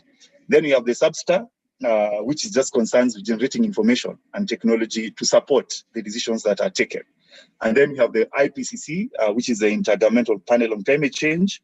And we're all aware of the famous 1.5 report that was released in 2018 that told us that we only have 12 years to reverse how we are doing business. If not, then we are likely not to be at a good place. We now have 10 years to go. So IPCC basically generates data to inform decisions that are taken at that particular level. So the milestones here, I wouldn't go much into it, but the process began way back. So issues of climate change are just not getting prominence now. These things started way back in the Rio Plus summit in processes. And we had the Kyoto Protocol, which you all know what it was. And then it's moved from there. There are attempts to get a binding one. It failed many times until come 2015 in Paris when we got the Paris Agreement. And that explains why it's called the Paris Agreement. So this is just information for your knowledge of how these things, conventions have been evolving at global level. The key actors, I guess also this will not be important for you now or for this session because of time, but countries are structured either you're Annex 1 or you're an annex or you're countries that belong to various groups. But these are just considered how countries are grouped. And if you look at the Paris Agreement, it talks about Annex 1 countries, which are usually the rich countries, if you put it like this, are obliged to support countries in Annex 2, those considered that are developing countries as we look into the process going forward. Then key actors, negotiating groups. So for example, how does Kenya or our members in other countries negotiate? This is how countries are. You'll find some countries are actually in two negotiating groups depending on their interest. But Kenya, we are usually under G77 and China, and sometimes we do actively participate in African group negotiation processes. And of course, we have those negotiations and informal conversations with other groupings at a global level. Then the Paris Agreement. So this slide is just summary of it all. The rest of other slides are just giving you a flesh to the meat. So the Paris Agreement, the legal nature of it, has only three aspects, how I've tried to summarize it or how I've known it. And I'll encourage everyone to read. It's actually a 27-page document. Very simple, you get to go through the articles. So there's what we call the ambition package of the Paris Agreement. And here, this one talks about the long-term goals. When you hear the 1.5 or keeping below 2 degrees, it's all under that particular Article 2 in the Paris Agreement. There's the national action, issues around NDCs, how a country is going to meet, or how a country is showing their efforts towards mitigating climate action, the mitigation efforts. We also have adaptation. As you heard, most African countries are more focused on the impact, so our focus are usually more around adaptation. And then there's the element that has been really cropping up in conversations, which we look at into it, is the loss and damage. So these countries that are suffering from the impacts of climate change, which they did not cause, who's going to compensate for their support? Who's going to enable them, be climate resilient? Those are all under that particular ambition package. Then the second interesting part of the Paris Agreement is the support package. So support package talks about how the Paris Agreement will be implemented. And of course, we know our capabilities are different. We are not at the same level in terms of economics and development. So issues around climate finance, and I'll share this as well tomorrow. So it talks about how that finance is supposed to be done, how the rich countries are supposed to support the least developing countries or the poor countries achieve their climate action at country level. There's an element of technology transfer. If a technology has worked in our developing countries and it can work in our developing countries, how is that going to be shared? Then there's the element of capacity building. How do you ensure that developing countries or those countries that are vulnerable to climate change are at the same par in terms of their capacities? And then there's the element of education, how we need to create this awareness around education. Then you have the rules package, which is the last part. So it talks about transparency. Paris Agreement is actually a legally binding document. So there had to be that particular part of transparency and how to hold each other accountable and how you report. Then there's an element of stock take. Of course, after 2023, which I'll come into it later, countries will have again sit and evaluate how far have we gone in terms of achieving the various provisions of the Paris Agreement. And this is just the COP decision to enhance those kind of things. So, and here, the preamble of the Paris Agreement is a very exciting part of the climate discussion. And this is the basis of a climate justice advocacy, or what we are calling the moral or ethical imperative. If you look at the Paris Agreement, the preamble talks about values that we as people of faith, we as civil society can relate to. And this gives us the basis and the entry point. Even if we don't get into technicalities of adaptation and mitigation and all that, at least this gives us the room and opportunity to engage. And it talks about equity, where it talks about this principle of common but differentiated responsibilities in light of national circumstances. It talks about evidence-based advocacy. We all have the science out here telling us we are tipping points. How are we using that science to inform our advocacy as faith-based organization? It talks about solidarity, in this case with the most vulnerable countries and communities. It talks more importantly about the relationship between climate change and poverty. It talks about respect for food security, human rights issues, gender, generational justice, and changing our lifestyles. And more importantly, it talks about transformational development. So these are aspects that we can actually just speak and run away with and say, this is our entry point. But I wouldn't advise that. I would advise that we engage with the whole discourse or the whole concept or the whole Paris Agreement so that, we are actually understanding how things are moving. So for me, this is the basis. This is our entry point going forward in the issues of climate change as faith communities.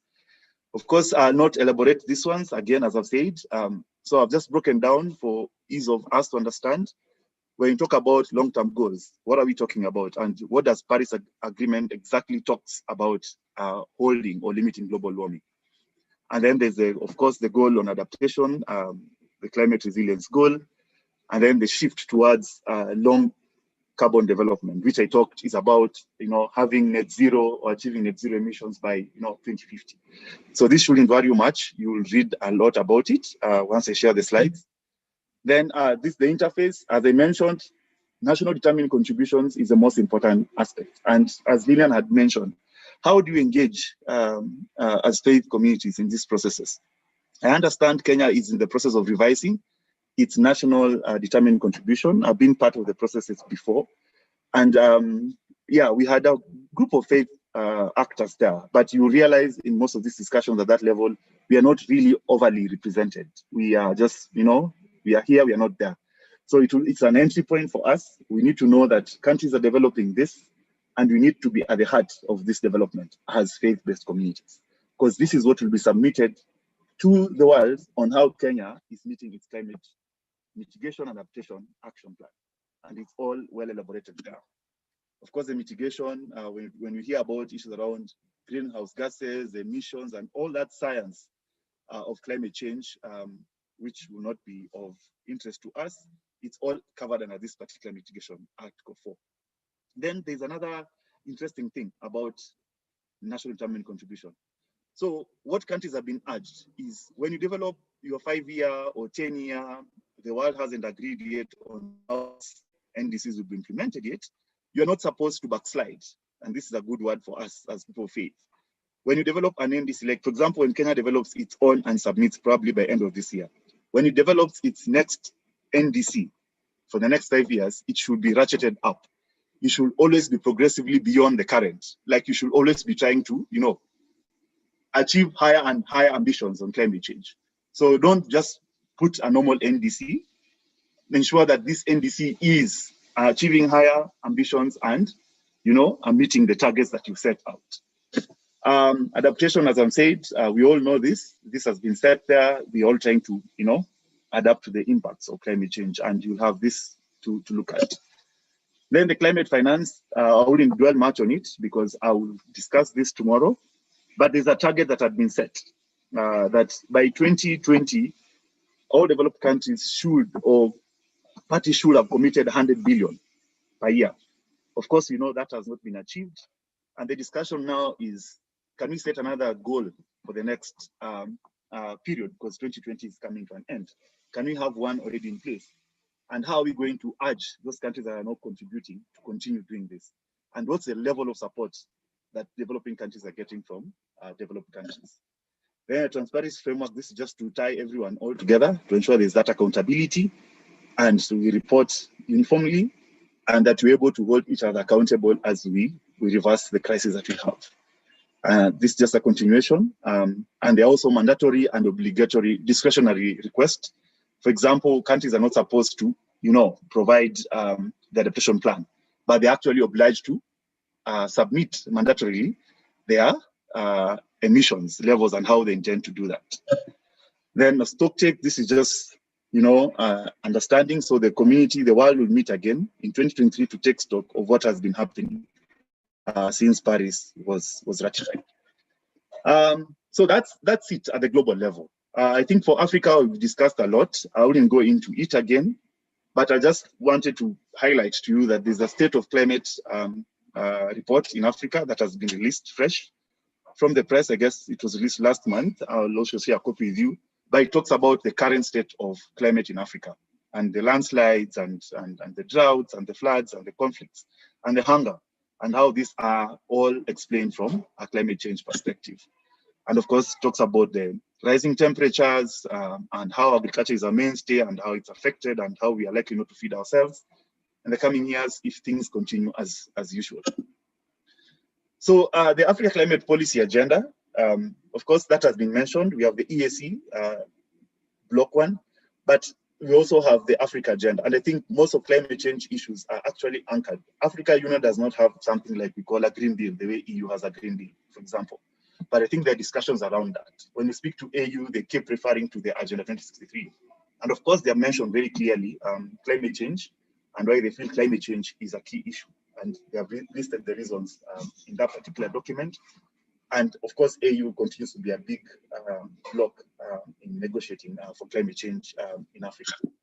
So these are just other details from that report. This is just a summary of that report, which I'll give you guys to read. Very interesting to see where we are as Africa and various proposals that are being made. So lastly, this is the last slide. What are the current or emerging conversations globally that will find relevance for us as faith community and will find relevance in Kenya? So the question of ambitious NDCs, how are current NDCs going to look like? Are they going to meet the target? There's a big question, secondly, on loss and damage, and they are pushed at global level to have a loss and damage fund so that vulnerable countries can be able to access, other than just this green climate finance that we get and JEFs and all that, we have a loss and damage fund, basically, to do that. Then, of course, we all know we're in the COVID era. How are we going to, bounce back better, greener and resilient? And governments are proposing various stimulus recovery packages. How are we ensuring that these packages are green enough? How are governments greening those recovery packages? How are we involved in these discussions of greening plans post-COVID? Of course, climate finance, as I said, there's a new climate finance target that's being pushed. It's not yet taken shape yet. Then we have just transition issues, which are important to us as people feel. When you say we are shifting from fossil fuel-based economy to green economy, what happens to those jobs that have been created by fossil fuels? Will the green economy renewable energy guarantee us more jobs than what is in the fuel sector? Of course, there are studies that are indicating that, but how practical are they at country level? Considering in Africa, we are very excited when we get oil, other than when you get solar power. How are we going to deal with those kind of things in developing countries like us? Then nature-based solutions, which we all know, to address both climate crisis and halt biodiversity. There have been a lot of, and even UK has made it an agenda. In the next COP26 in Glasgow, they're actually going to put nature-based solutions at the heart of the negotiations, and they'll put funds there, and it's a whole lot of crazy thing that is taking traction. And I think it's important for us to also engage. Then, of course, inclusive climate change and biodiversity, issues about indigenous communities, our children and youth, human rights question, and the whole gender aspects of climate change. And lastly, of course, the US election, a win for climate change. We are now guaranteed that Biden and Kamala will return us to the Paris Agreement. And we're all excited about it. So thanks so much. I know it's been too much content detail, but we can't run away from content when it comes to issues of climate change. Thank you very much. Thank you very much. This we would have clapped if it was a physical meeting for you and also the previous presenters. I think you're really setting the stage and opening our minds in terms of understanding what are the opportunities therein that we can engage in. And I start to see quite a number of opportunities, but you've clearly stated that the NDCs, the nationally determined contributions, are clear areas of engagement. You've also talked about the submission of targets from the Paris Agreement, and that only Rwanda has done that, and therefore where is Kenya? And perhaps this is also an area for us to start thinking through. So, and I urge all the members present that as each person is making their presentations, start thinking about tomorrow, because it is tomorrow that will take some of this information into our action plans. This information will actually inform our working paper or our action plans tomorrow. So please pick up anything that you need a question around, maybe something you need clarification around.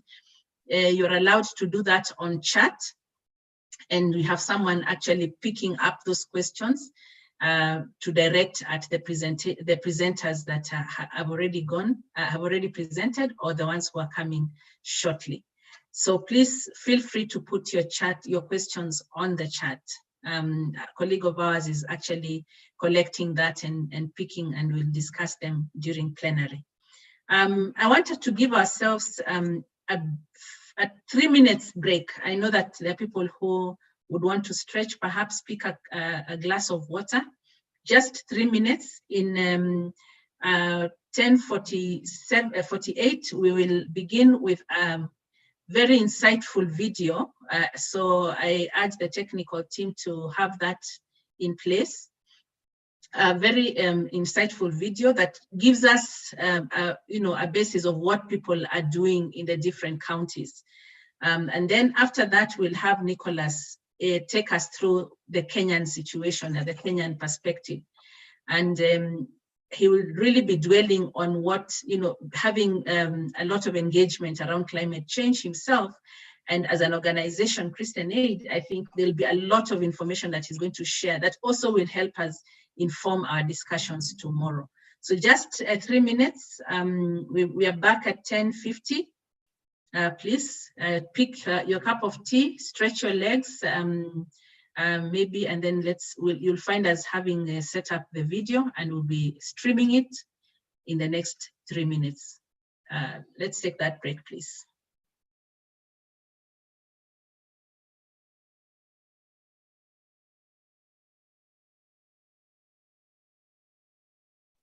The technical team, you can start uploading the video so that once we come back in the next 3 minutes, you start streaming it.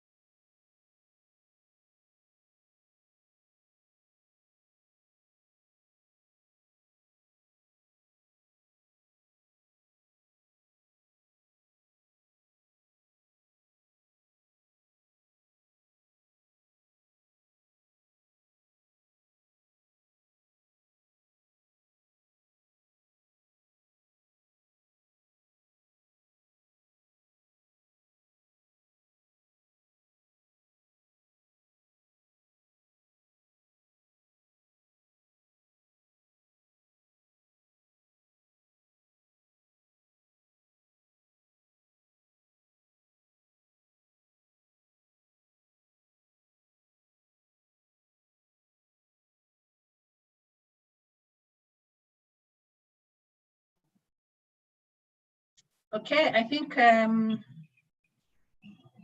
we can take us back to the screen.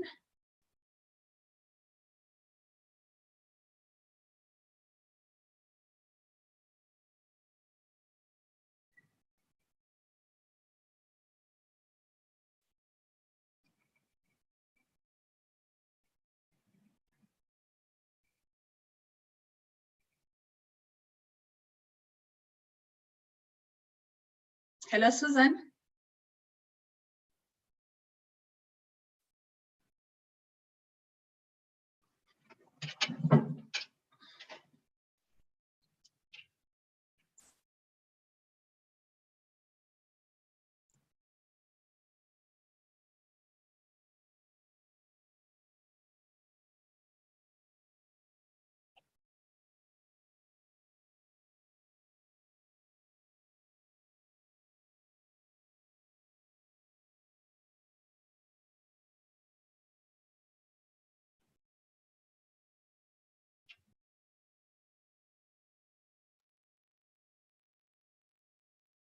So welcome back,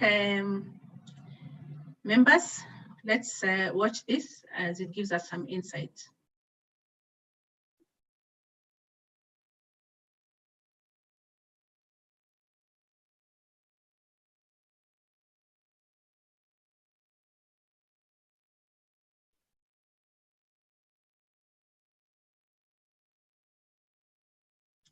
Need sound?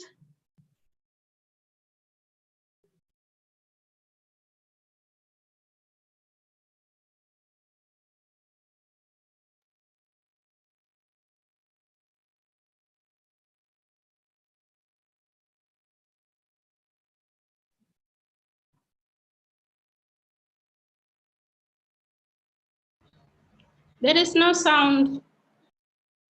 Yes, we need some sound.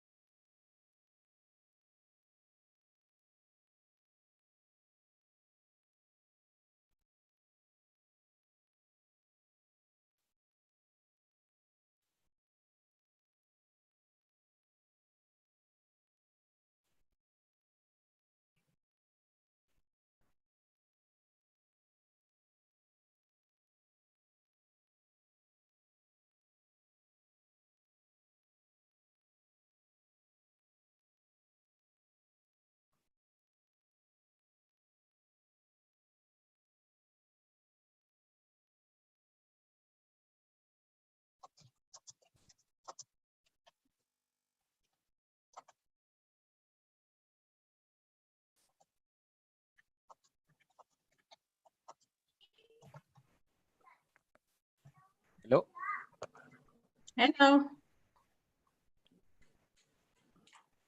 Hey, Lillian and Susan. Hello. Hey, Nicholas. Yes. Hello. Hello, Nicholas. we can hear you. Yes, Lillian. Yes, we can hear you, Lillian. Yeah, I request that you take the floor and share with us the Kenyan perspective as the technical team is working on the video. Just to save on time. Is that okay with you, Nicholas? Yeah, I think that would be okay. In as much as it would have worked better to really have the presentation before I talk about the Kenyan perspective. Okay, let's hear from Susan. Do you know whether we can have the video? Just a minute.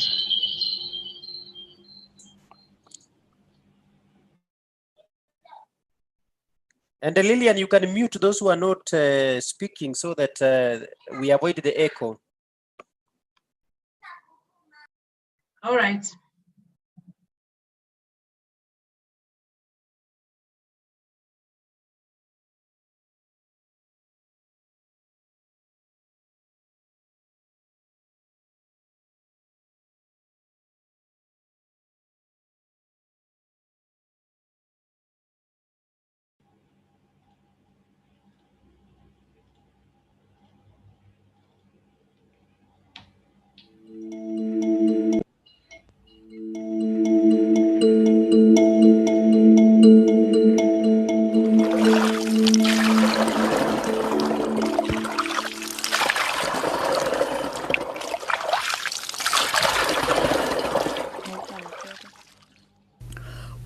day begins with a 4-hour-long trek in search of this vital commodity.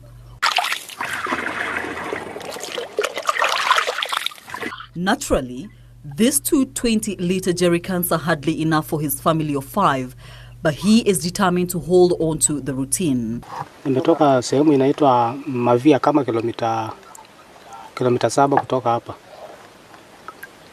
Na sasa mimi huwa nina kwa sababu ile kwenda nyumbani mapema, huwa ninakuja mapema kama saa 9. Maana saa hii nimetoka nyumbani saa 9 ili nikifika nyumbani iwe ni asubuhi saa 1 hivi, ili nianze kazi za zile zangu za kila siku, nisije nikachelewa sana huko.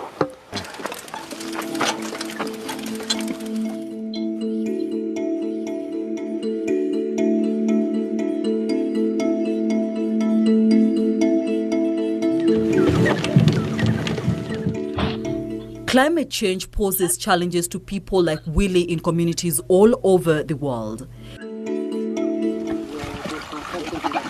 In Kenya, higher temperatures, frequent and prolonged droughts, diseases, unpredictable rainfall are some of the hazards that are likely to worsen with a changing climate.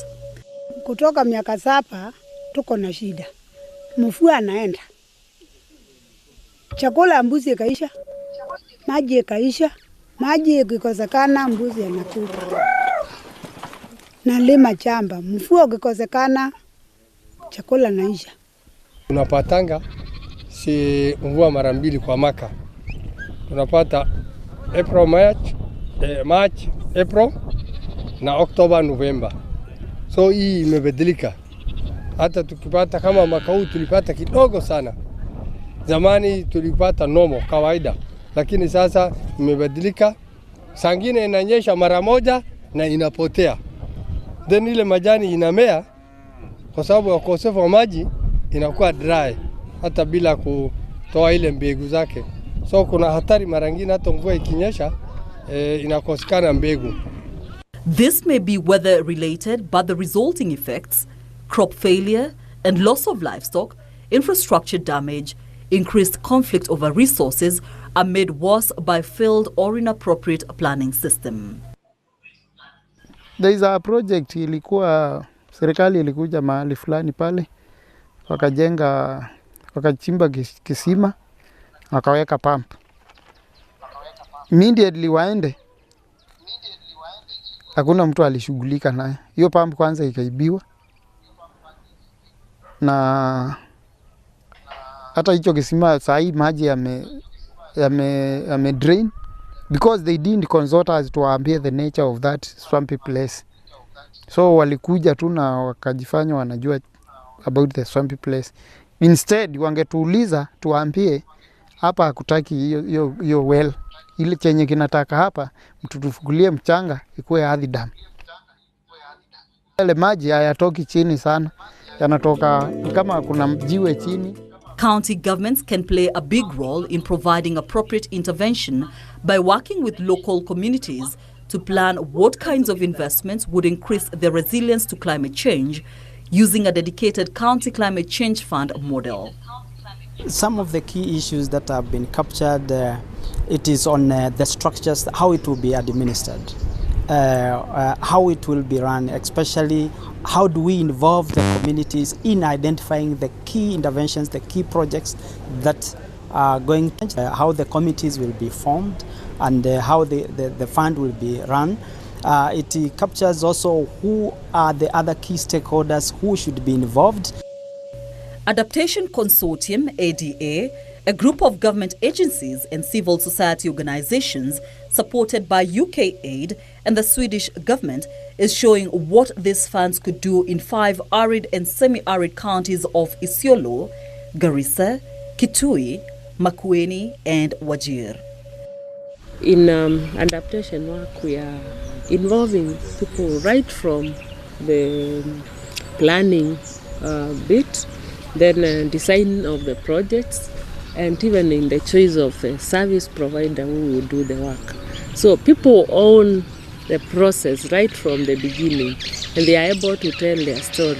as to how they began with the prioritization of the projects and what they've done to address their own issues. So we are finding this process more sustainable than earlier when we used to do the projects and we hand over to the community without involving them much. Members of the Ward Climate Change Planning Committees are selected and vetted by community members according to their experience and their standing in the community. Hao wanachaguliangwa na wenyeji, maana wao ndio wanajuana. Kwa hivyo kama katika kijiji walichaguliwa na hao, maana wanajuana, ndio wanashinda pamoja.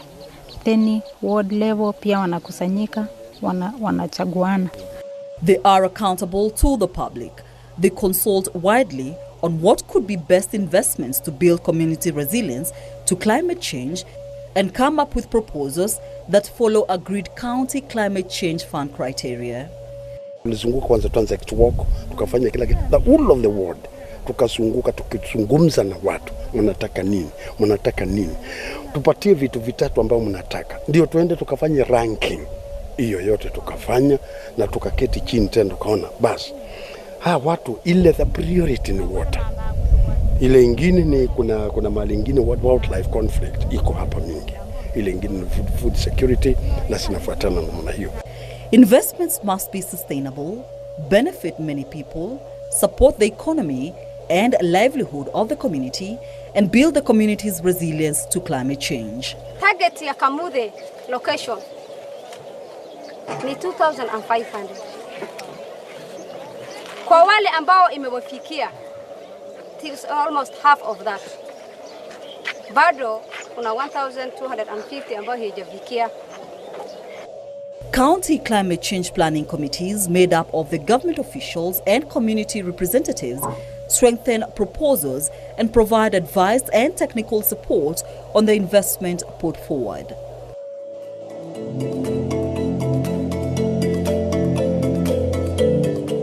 %70 of this county climate fund is prioritized at the ward level, 20% at county level investments, and the remaining 10% is set aside for administration of the fund. So far, investments in improving water sources ensures water is available and stored for longer periods. Tulikuwa tunaenda hata siku nzima kutafuta maji, na mtu akibeba mtungi moja inakuwa hawezi kurudia ingine kwa sababu ya distance mahali ametoa hiyo maji. Na kwa sasa ninaweza sema tunafurahia sana kwa sababu hata ukitaka mitungi 20 ubebe na mgongo, unaweza beba uende unyweshe mifuko na watu wako. Pia hata ukiangalia hapa tumeanza kupanda miti, ndio at least environment yetu iwe inaonekana ikiwa nzuri. More earth dams and sand dams have been constructed to provide water for irrigating crops and watering animals. Hatukuwa tunapata pesa, lakini wakati tulijengewa ile dam ama ile sand dam, sasa hii naona pesa zinaingia kwa mfuko, na shomesha watoto wangu na hizo pesa, alafu ile imebaki nanunua kuku. Maana sasa hii nilikuwa nimepanda nimenunua ng'ombe. Support for early diagnosis and treatment of livestock diseases contribute to resilience in light of changing climate. Support to mobile livestock keepers to negotiate access to pasture and water through an agreed schedule with DETHA, a council of elders deciding on resource use, has reduced a resource conflict. We divide this land, dry season area, wet season area, you see, drought season area. See, these areas where we are now, this is called Ismaili. That hills over there, the hills over there, not the big ones and all those, they are the drought reserve areas. Ismaili area those are the drought reserve areas. But where we are now is dry season areas. We're not supposed to be here right now. We're supposed to be at Bibi, beyond Bibi, Handadu, Duse, area Garbatula, all those areas. Okay. But because they rain late, as I said, we are supposed to stick around to the dry season areas. Through use of radio, text messaging, and trained community members, Kenya Meteorological Department, a member of the consortium, has supplied timely and accurate climate information services that help communities make better and informed decisions. Kulikuwa kuna kucha bila si kujua kesho kutakuwa namna gani. Na unajua solar dryer inahitaji jua. Na tusipopata jua vizuri ndani kunakuwa na humidity. Yaani nini air is circulating ndani yake. Kwa hivyo inapelekea maembe kuharibika, yanakuwa na kalambaya. Lakini sasa wakati walitusomesha, hii ilikuwa ikinionyesha kesho kutakuwa hivi Makueni County. Kesho kutakuwa hivi, naambia wenzangu na kesho tusikaushe. County governments of Wajir and Makueni have already enacted their county climate change legislation that allocates a percentage of the development budget to climate change activities. They have the climate change even in their mind. And for instance, the Department of Water are ring-fencing specific projects that were captured in the World Adaptation Committee as their priorities. In the next financial year, World X have had the following priorities. That is a community position. So when we will be doing funding, let's consider their priorities, number one. Number two, the 2%. For instance, Wajir will have about 4.5 billion on its development budget. 2.5 of that is going to be about 90 million. 90 million will be addressing critical issues. By building the capacity of communities to participate in decision-making and supporting county government to be climate finance ready, ADA has supported the devolved governance units to address climate change in a more coordinated and effective manner.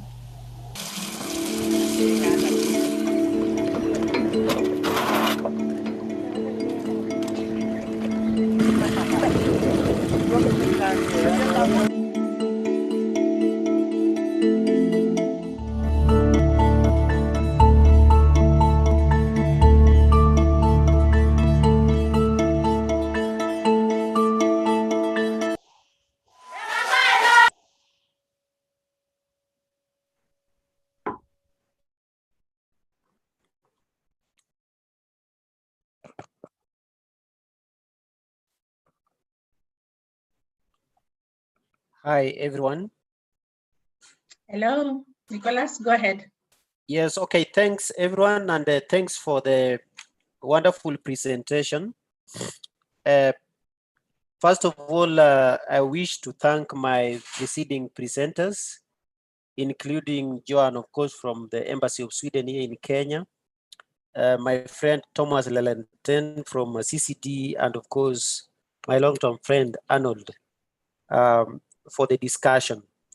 Ideally speaking, the three preceding speakers have touched on climate change response and governance, and at different scales.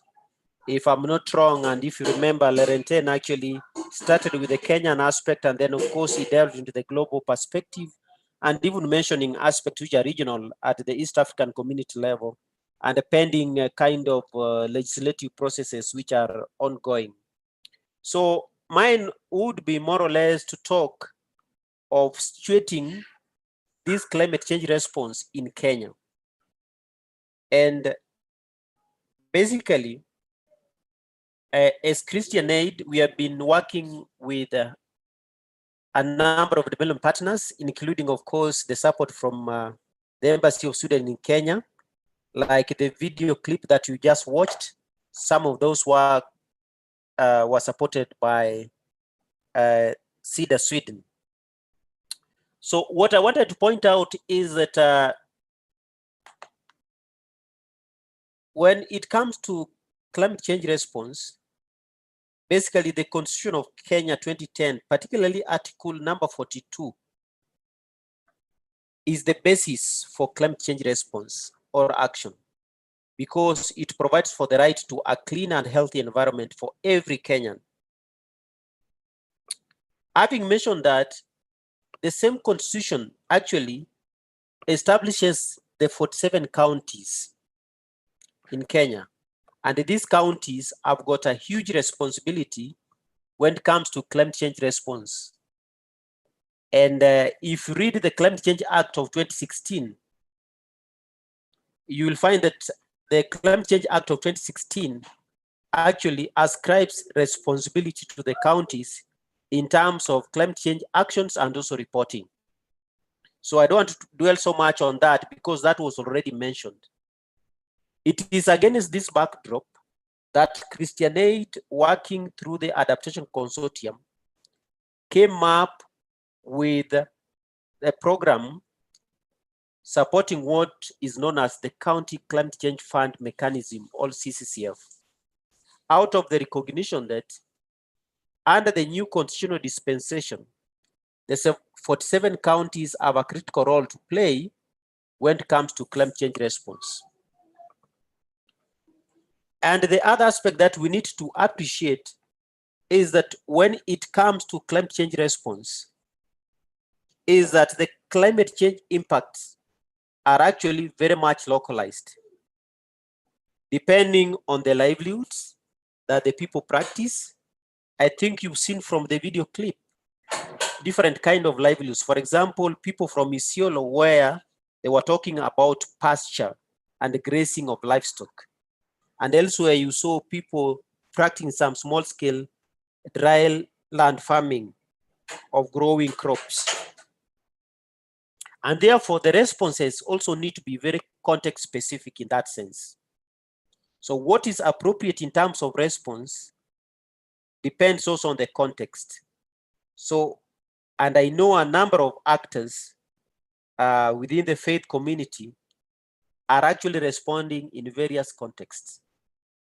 So you would imagine what is being done to respond to climate change in Turkana may not be necessarily what is required in a county like Kirinyaga, which is not Assal.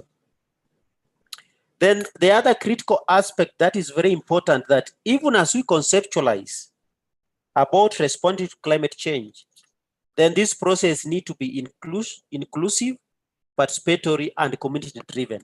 And I think you've seen that from the response that was coming from the participants. And what we've done as Christian Aid and other consortium is that through the CCF approach, which has got 4 components, one of the critical components is the aspect of resilience assessment, which is participatory in nature. We've been applying the PVCAs, particularly where the communities lead in the process of not only identifying their vulnerabilities, the risks they face, and also they also identify their capacities and what kind of action they have taken in the past or ongoing in responding to climate change. Then as the community respond, but they respond within a given governance structure, which is basically the counties, we would like to see those responses and what has worked better. And I think you saw in the video clip of a CEC member of Kitui talking, is that the actions should be aligned and supportive to the CIDP and also the annual development plans, particularly the sector plans. I think that's very critical, so that whatever the community prioritizes for adaptation in response to climate change is aligned to these plans for them to be able to leverage on the resources, which could be technical or financial. And this has worked very well in the past. Then the other thing I would really point out is that when we talk about climate change, of course, big things. You know, my friend Arnold, when he was making the presentation, I think you saw diagrams, perhaps graphs, yeah, and trends in terms of what has happened so far and what is projected to happen into the future, or different kind of scenarios. If this is done, then this is what will happen. If this is not done, then this is the kind of trajectory that we are likely to take. when you look at all those things, the summation of it all is that actually, from practical experience, action is very local. We like to see a bottom-up approach when it comes to climate change response. How does this one happen? Is by connecting the responses at different scales, not forgetting the community as a scale which is somewhere very strategic and more or less like where the rubber meets the road. So we should be thinking globally but acting locally. We know, for example, at the global level, we are bound by the Paris Agreement as a country because we are signatory to that. Or we are a member of the African Union, therefore we subscribe to Agenda 2063, where adaptation is prioritized. We are a member of the East African Community and the relevant protocol at that level. We are Kenya, we are part of Kenya, whatever county or community you come from. And therefore the Constitution of Kenya, the Climate Change Act of 2016, and many other instruments, including the National Climate Change Action Plan, applies to us. But how does those instruments, policies, programs, describe them, be it sector-based, really speak to the local context? I think that is really important for us to have meaningful impact in terms of a bottom-up driven initiative when it comes to climate change response. Then lastly, so that I can open this floor, because I'm talking more or less to people who are converted, because if I'm not wrong, I saw among the participants are our long-time partners from ADS Eastern, for example. We have done this work together, and I've seen Lydia, of course, acknowledging, and thanks a lot for some of the good work you did in Lower Eastern, which is captured in the documentation, and also our partners from ADS Western, among many others. So what I would really point out is that this kind of bottom-up driven initiative, which is community-driven, can actually inspire global action or national action for that matter. I would say that just as Joan emphasized in the comment section, is that this work by Christian Aid and other consortium has gained traction to the extent that now the national government has picked it up, and their negotiation with the World Bank, and of course now you've heard from Joan from the Embassy of Sweden, to scale this work to the rest of the 47 counties, apart from the pilot counties where we did it.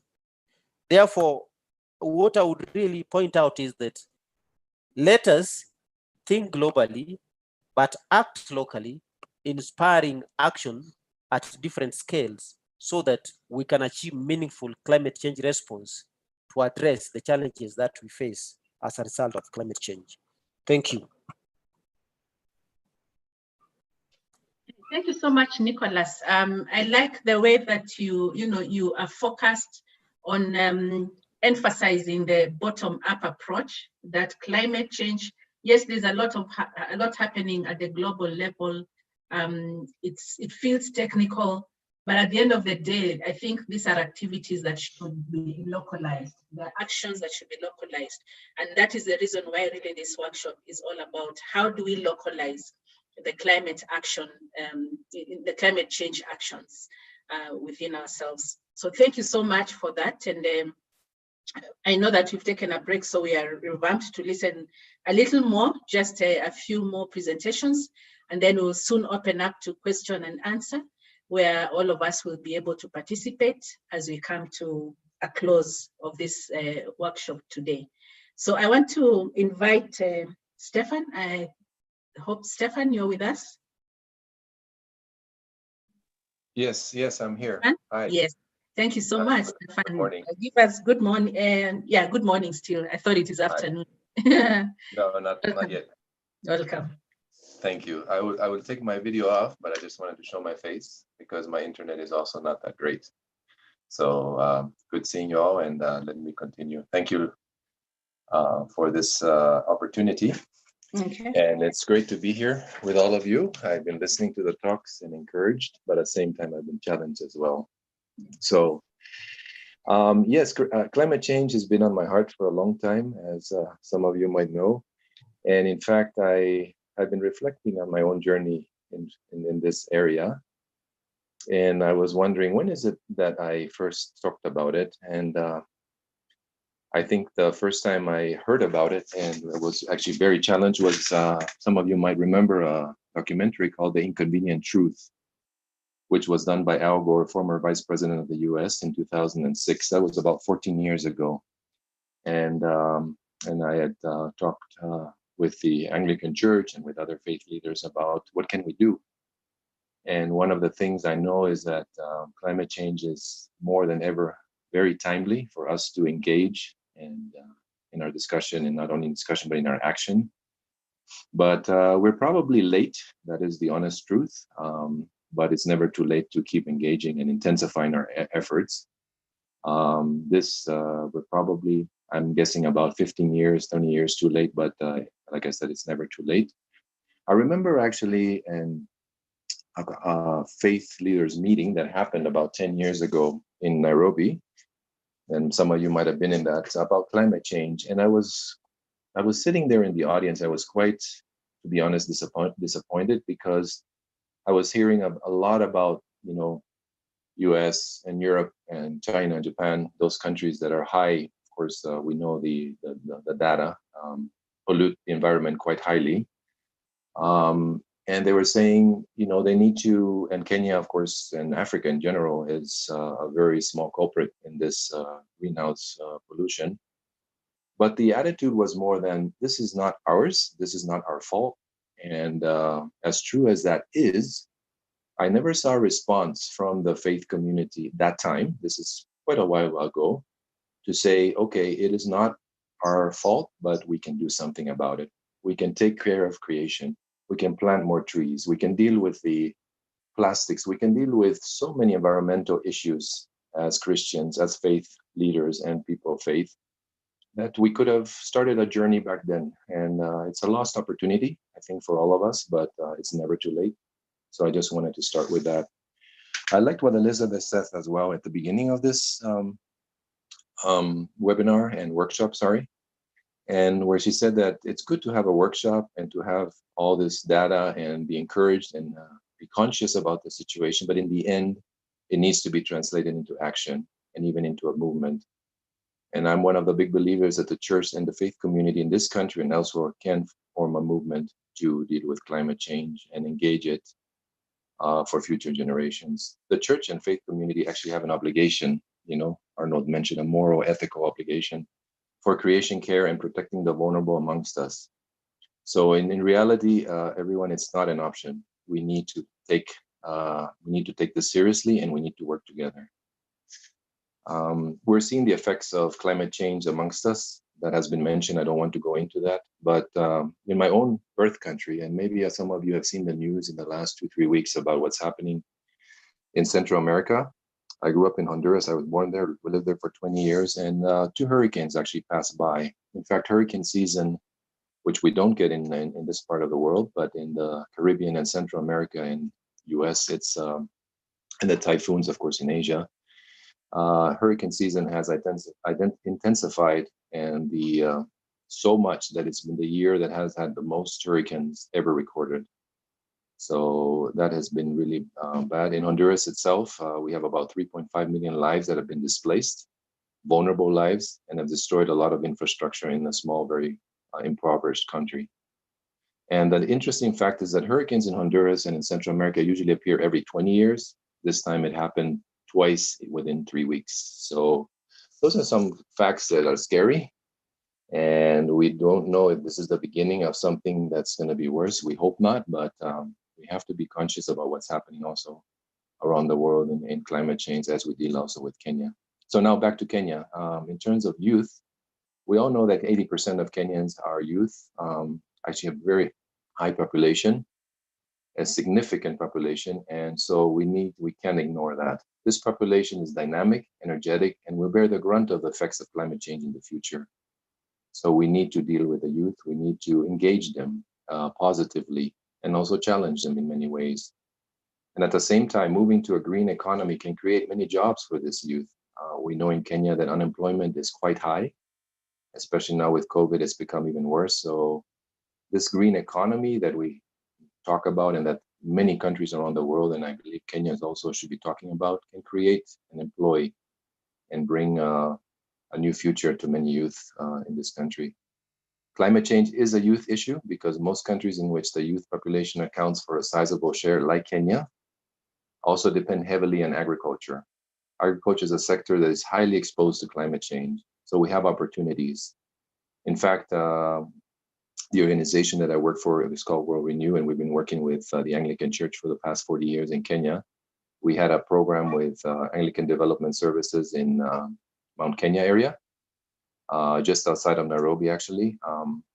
And we worked with 100 youth farmers promoting conservation agriculture, promoting high-value crops that were being sold in Kenya. In Nairobi, very successful program, by the way.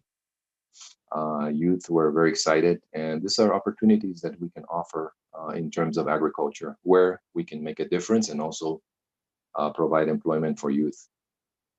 So in the end, I don't want to take too much time, but climate shocks like extreme weather and others we know are expected to become more frequent. So we need to be dealing with how do we adapt and mitigation. And unless we, incorporate mitigation that quickly translate into action, investment, and policies, especially with our youth in Kenya. So that is critical. World Renew in the last 10 years, we have been promoting something called Farming God's Way, conservation agriculture. These are methodologies that are climate smart. In fact, most ADSs, Anglican Development Services around the country have been implementing programs in the last 5 to 7 years. And these smart technologies have proven to be economic and ecological friendly. Farmers using this CA have benefited not just better yields, but from consistent yields. We have to move away from a mentality of high yields to consistent yields in this kind of climate change era. Yes, we want higher yields. Yes, we want to produce, but in the end, we want to produce even consistently within the situation we have with the weather extremes, with the degraded soils. Kenya is a country that has a lot of degraded soils that we need to bring back to life. So CA has a high potential in climate change adaptation. CA, is the conservation agriculture methodology. And I won't get into it because of time, but it's you can always contact me if you want to know more, or any ADS representatives as well. Cash compensation. You see, youth, maybe this is my experience, but I think from your experience as well, they want to see cash. They want to see instant compensation. They don't want to wait. But once they see it, I can testify from a program that we had with ADS in Mount Kenya. They will run with it, and they were excited, and they were selling, and they were increasing their soils, and overall their environment. They were even planting trees. They were changing their own little compound wherever they were. So that is encouraging, and that's something we should be doing and scaling up as ADS and other faith-based organizations in this country. So that's just my quick reflection. Thank you for having me. I'm really encouraged and challenged with you all, and I look forward to working with you all, and God bless you. Thank you. Thank you very much, Stefan. That climate change is a youth agenda, and I think that is really something that needs to be taken to tomorrow's meeting. How do we ensure that 80% of the population is actually heavily, comprehensively engaged in this climate discourse? We keep saying they're the future leaders. I think for me, they're actually leading in their own spaces, and they need to see that they can be able to lead in their spheres of influence wherever they are, be it in school, be it at home, in the village, in the estates. They have a place to lead. So for me, they're actually leaders, and they need to start leading now.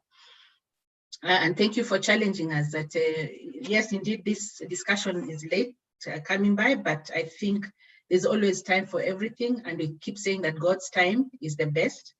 And we believe that this is a time that God had really, designed for us to have this meeting. So thank you so much. I'm sure there are many people who will want to hear about the CAM initiative. So keep those questions either on the chat, or keep them with you, because we'll be soon going to the question and answer, and it will be very short questions, very precise. So thank you so much. Women have been said to, to suffer difficult experiences due to climate change. And to take us to this perspective, I invite Dr. Katrine Schroff to just give us her reflections around gender and climate, and also just show us what are those particular areas where women, particularly women, I know we are talking about gender, but here we want to focus on women and see how they can be engaged in this discourse. Welcome, Katrine. Thank you very much, Lillian. And please introduce yourself before you can proceed. I'm just finding the video here. Okay, hi everyone. Thank you very much for having me today. I'm very happy to be part of this very interesting workshop. And I agree very much, I think, with everyone and Stefan here that it is good that we are now coming together to take action. My names are Katrine Schroff, and I work with a company called Mwangaza Light. We are a social enterprise working very closely with churches, for churches to grow environmental leadership.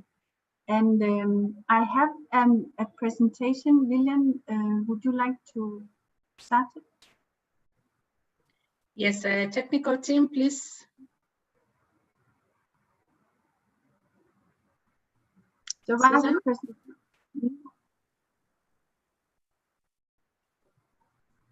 okay, shortly, just shortly. Okay, so while the presentation is coming on, let me just continue that. Okay, I think it's coming now. Yeah, it's coming there.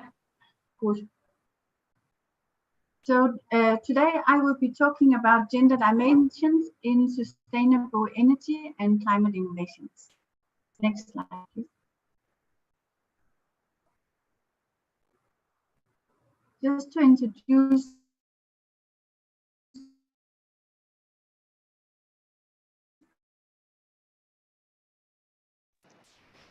Can you see it? I have shared the next slide.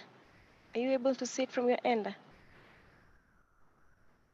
Yeah, we can see Mwangaza Light, mission and values. And a couple of years ago, I changed to actually try to use. Can you hear me? Yes, we can hear you, Katrine. Can you hear me? Yes, we can. Hello? Hello? Katrine? We can hear you.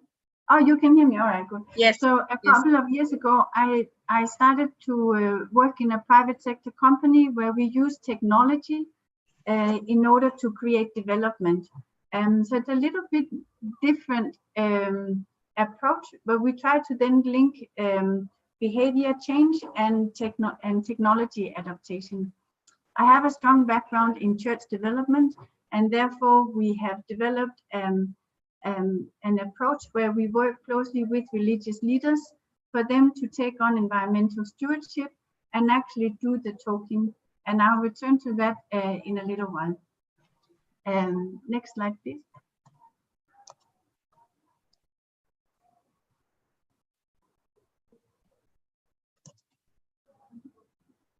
Can you go on to the next slide? I don't.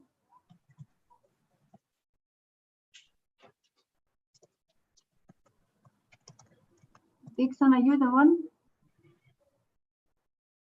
Okay, no. So then. Oh my God, it's me sharing. Are you able to see it? Can you hear me? Yeah, we can hear you.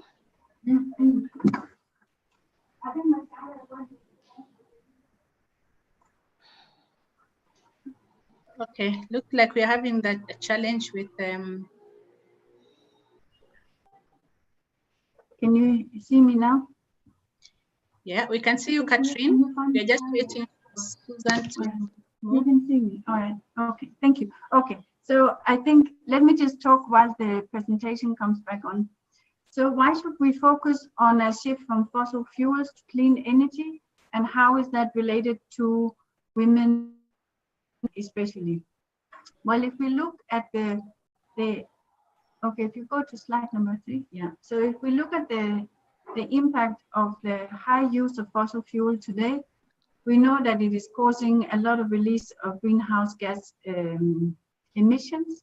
And we also know that the high use of wood especially leads to deforestation. So when we look at from an environmental perspective, what we try to really push in Mwangasa Light is the notion of energy poverty. That energy poverty is an obstacle to development, and it's a form of poverty that we have not given very much attention. But when we look at it, it is a form of poverty, because when you are poor, when you do not have access to the grid, you spend a lot of money, often on kerosene. When you cook on an open fireplace, your money, if you buy firewood, is literally going up in smoke. So this is a form of poverty that we would really like to encourage the partners here to embrace more and actually promote or sort of advocate that the smoke is the highest avoidable risk factor for child pneumonia. When we look at it from a gender dimension, what are the impact on women for the way we are cooking and the way our access to light, especially in the homes? Well, in 2016, the WHO published a report that put indoor air pollution as the biggest killer of women and children in Africa. And when we go on to the next slide, the problem is especially when we focus on the cooking. So when we look at of how we cook in Kenya, we can see that on average, we have about 55% in Kenya are still using firewood. We know that that is a problem for a number of reasons that I will go into. First and foremost, when you cook on an open fireplace, then the smoke that is inhaled, if you cook 3 meals a day on an open fireplace, the smoke you inhale is equivalent to smoking 2 full packets of cigarettes. So our women are heavy smokers. The infants on their backs are heavy smokers. And that's why the indoor air pollution is a direct contribution to pneumonia and respiratory problems for the little ones. We also know that in Kenya, there's a woman generally spends 2 hours a day on collecting firewood. So we have problems of health, we have problems of time. And then if they are buying the firewood, they spend an enormous amount of money, because it's actually often more than 100 shillings per day just on the cooking fuel. When we look at the urban population, they are much better off in the sense they have much better access to cooking gas, to LPG, but we still see very high proportion using paraffin and using charcoal. And that is big problems both for the people who are cooking, the fumes that come out from these stoves, and of course also environmentally. The good news are that we have some solutions to deal with these problems. Next one, please. So in terms of energy efficient cook stoves, on the left, you will see what is called a rocket cook stove. It is a cook stove that is built into the household, into the kitchen, and it is a permanent installation. Such a cook stove can reduce the use of firewood by around 30%. It can reduce the smoke by around 50%. And most importantly, it can actually reduce the amount of brown carbon that is emitted from the stove. And as brown carbon is particularly dangerous to our lungs, to our health, that is a very important point. The more efficient cook stoves are the industrial produced cook stoves. Here in Kenya, we are very lucky because we have the only factory in sub-Saharan Africa that is producing energy efficient cook stoves. It's called Burn. I assume many of you know their sort of classic cook stove called Jikokoa. We work very closely with them and try to also support the Made in Kenya brand and of course the employment opportunities that offer. Next slide, please. So the solar solutions, we also look at lighting and at using clean energy to actually enhance productivity and operation. On the left-hand corner, you will see a PA system that we developed for churches. We asked them a little bit of a cheeky question saying, do you pollute when you praise? Because as a church, if you're using a generator, a fuel generator while you are praising, you are actually polluting while you are praising God. And that is a bit of a contradiction, we believe. We also offer solar home system, TV solutions, and in the right-hand corner, you will see an example of a productive use product, which is barber kits for young guys to use in their salons. So just to say, there are actually many ways you can use clean energy to support development. Next slide, please. Next slide, please. So the Green Churches initiative, it is an initiative that Mwangaza has developed together with the NCCK. And we developed it because we very strongly believe that the religious organizations can actually do what the market has not been able to do. In Kenya, we have had huge investments into the clean cooking, but also the lighting sector for around 10 plus years.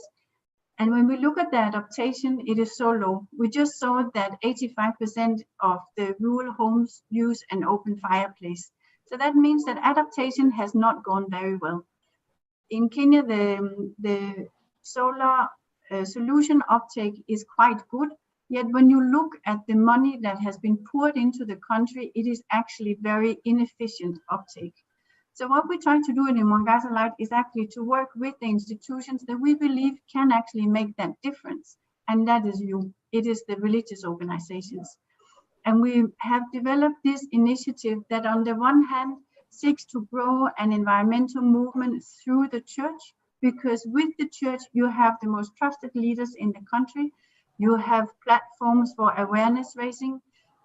People see the churches as sites of development that will show the way. And we believe that such a movement is actually also very beneficiary for the church, because it can strengthen the spirit of self-reliance within the church, and it can actually strengthen the positioning of the church, because the church addresses the current needs and problems that people are facing. So in that sense, the idea is to build an environmental movement into the church in order to create environmental impact. And at the same time, the movement also strengthens the church and thereby also leads to more church development. So how do we do it? Well, we work with a number of churches. I should have mentioned before that this initiative is developed together with NCCK. It was launched in 2018. And since then, we have been moving more with some member churches, especially the Anglican Church. And we are part of the Green Anglican movement and working closely with the church, especially on the clean energy component and on the tree growing. We are also very interested in working more on the climate justice aspect, which also sort of stems back to us being a social enterprise. But how does it work? Well, first and foremost, we start working with the clergy and the church workers, because we know they are leaders who can actually, who people listen to. So we offer them a payroll checkoff because we want to enable the leaders to actually acquire the products themselves, for them to have experience with what they are preaching. They can show the way, but also they can actually speak with a confidence and say, this is actually, it is correct. It's not just something I'm saying. I know from the fact that at home, we are now saving 50% of our firewood. We can also see that the churches really appreciate that we start with the church leaders and that we offer them a chance to become good ambassadors. Then we work with the Christians and the broader community. And what we try to do is we try to set up a last mile distribution, which I probably should say, we have a lot of last mile distribution in Kenya, but what we see is not very sustainable. It's heavily donor funded, and the minute donor funding stops, there are no longer, people in rural areas no longer have access to clean energy solutions or after sales care. So what we try to do with the church is, because the church is a permanent institution, firmly rooted and embedded in local society. When the church leaders, they do the speaking sort of from the pulpit, and then in the congregations we have people who are then actually selling the products. Then people at congregational level actually have access to the solutions. We then work with the chamas, with the local financing options, and thereby provide affordability. So the key things in last mile distribution is awareness raising, access, and affordability. And we believe that can be achieved when working with the church. We have the status is right now we are working with trying to set up a structure with Mothers Union in the Anglican Church, where the Mothers Union at the diocesan level actually becomes the lead sales point, and then we train people within that structure all the way down to the congregational level. So in that way, there's also an opportunity to use the clean energy technology to offer a new source of livelihood. And we are very women and youth oriented. We can see in the Anglican Church that it works very well when we have when we work closely with ADS, and we have that collaboration both with the church structure itself and with ADS as a development actor. So I just wanted to give you a few examples of how it works. When leaders show the way other people follow, and I know that you all know it, but just a few examples. We know that when the bishops, they use the solar PA system, and they promote it and show that this is a reliable and non-polluting source to energy for church services, then we see that clergy in the parishes, they also want it. So within the church, it is quite clear that that when leaders show the way, others follow. I also just want to give some examples that we are working with livelihood groups. So livelihood groups, for instance, in the ADS, that they actually, we sort of build the clean energy adaptation into their normal work. And because you can actually save a lot of money and you can protect the environment, it makes a lot of sense to build onto those existing programs. We also work with some of the church-based SACCOs to help them grow. There's a number of SACCOs at the diocesan level that are right now only have the clergy as members, but they want to expand it to give people better access to loans. With the asset financing, they can actually grow, both becoming more attractive so they can get more members, but they can of course also make some interest on the giving out the loans. So in that sense, it's actually possible to also try and grow the financing strength of church institutions. So coming to an end, I just want to sort of summarize what we believe we can do, the kind of impact we can do when we work together on the Green Churches Initiative, which is also built into the Green Anglicans movement, for example, is that we can enhance women empowerment, we can enhance women and youth employment, we can reduce in their daily lives, we can contribute to social economic development, we can improve education level, especially for young girls who can have proper light to do their studies after sunset. We can strengthen the spirit of self-reliance within the church, and we can develop a new way of being church, of being green becomes part of church identity. We believe that is very relevant now in the 21st century. It's also to develop green economies through the last mile distribution. And then of course that we can make significant contribution to climate change mitigation in Kenya and contribute to the country as such actually meets the NDCs. Thank you very much.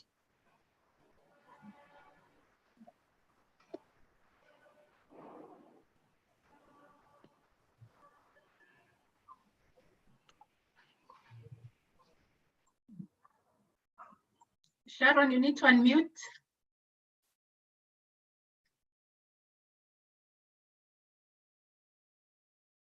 Sharon, you need to unmute. Can't hear you.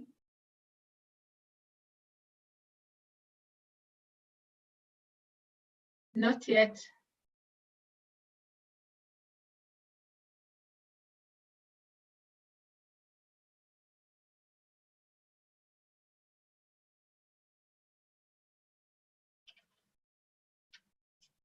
Sorry, Sharon, we can't hear you.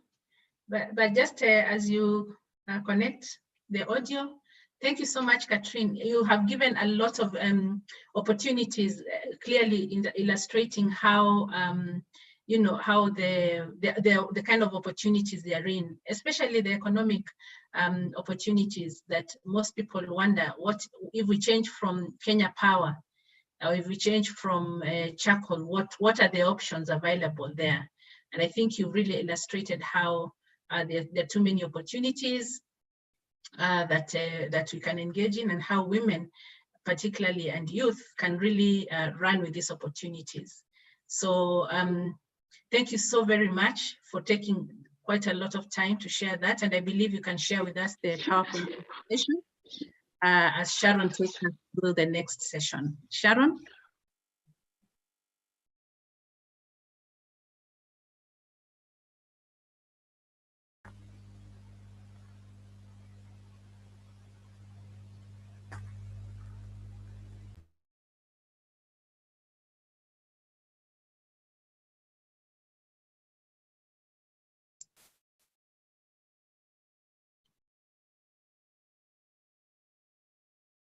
Sharon.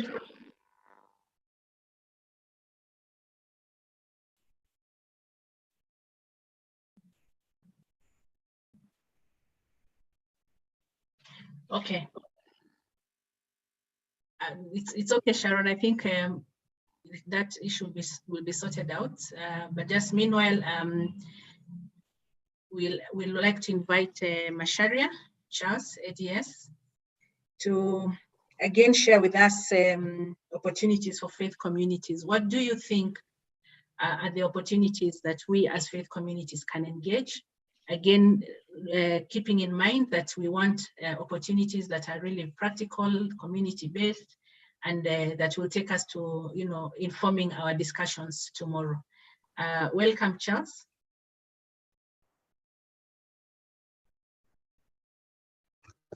Okay, thank you, Lilian. I would want to start by saying that much of what I was to present has already been spoken into by my other able facilitators and the rest of the discussants. Therefore, I'll try to be very brief and not to repeat some of the overlapping issues that have already been discussed. So mine is to look into what are the opportunities for faith community in climate change adaptation. And going to the next slide. Okay.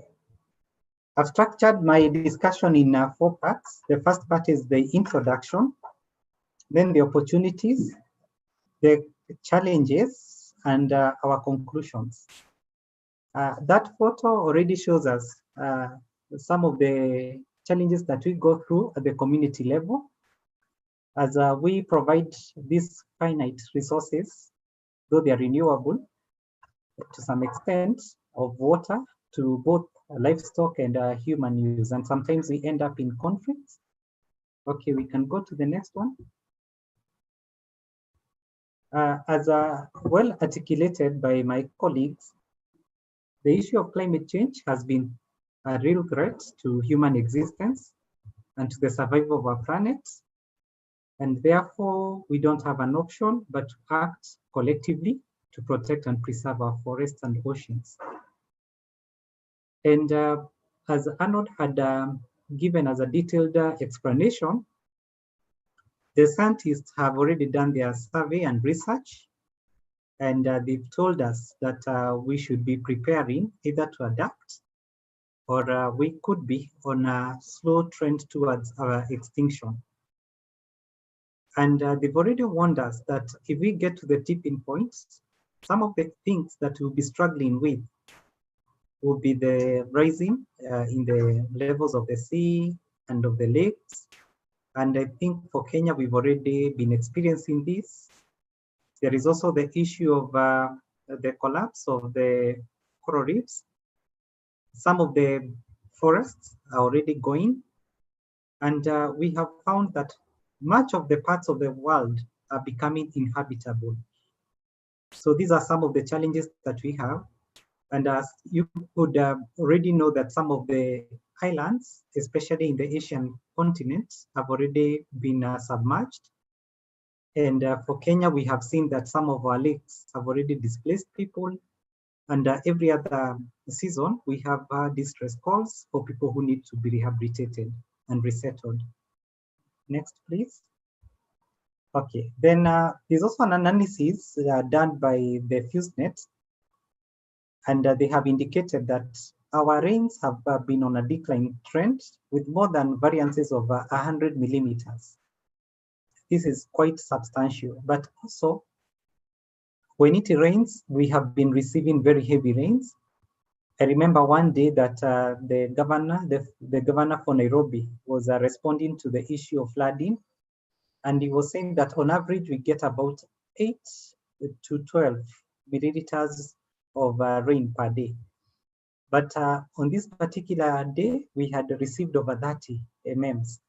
And that is already a big issue because our infrastructure, the drainage system cannot cope. Then we also need to look at the critical surplus crop growing in some of the areas that we have always considered to be the breadbasket for the country.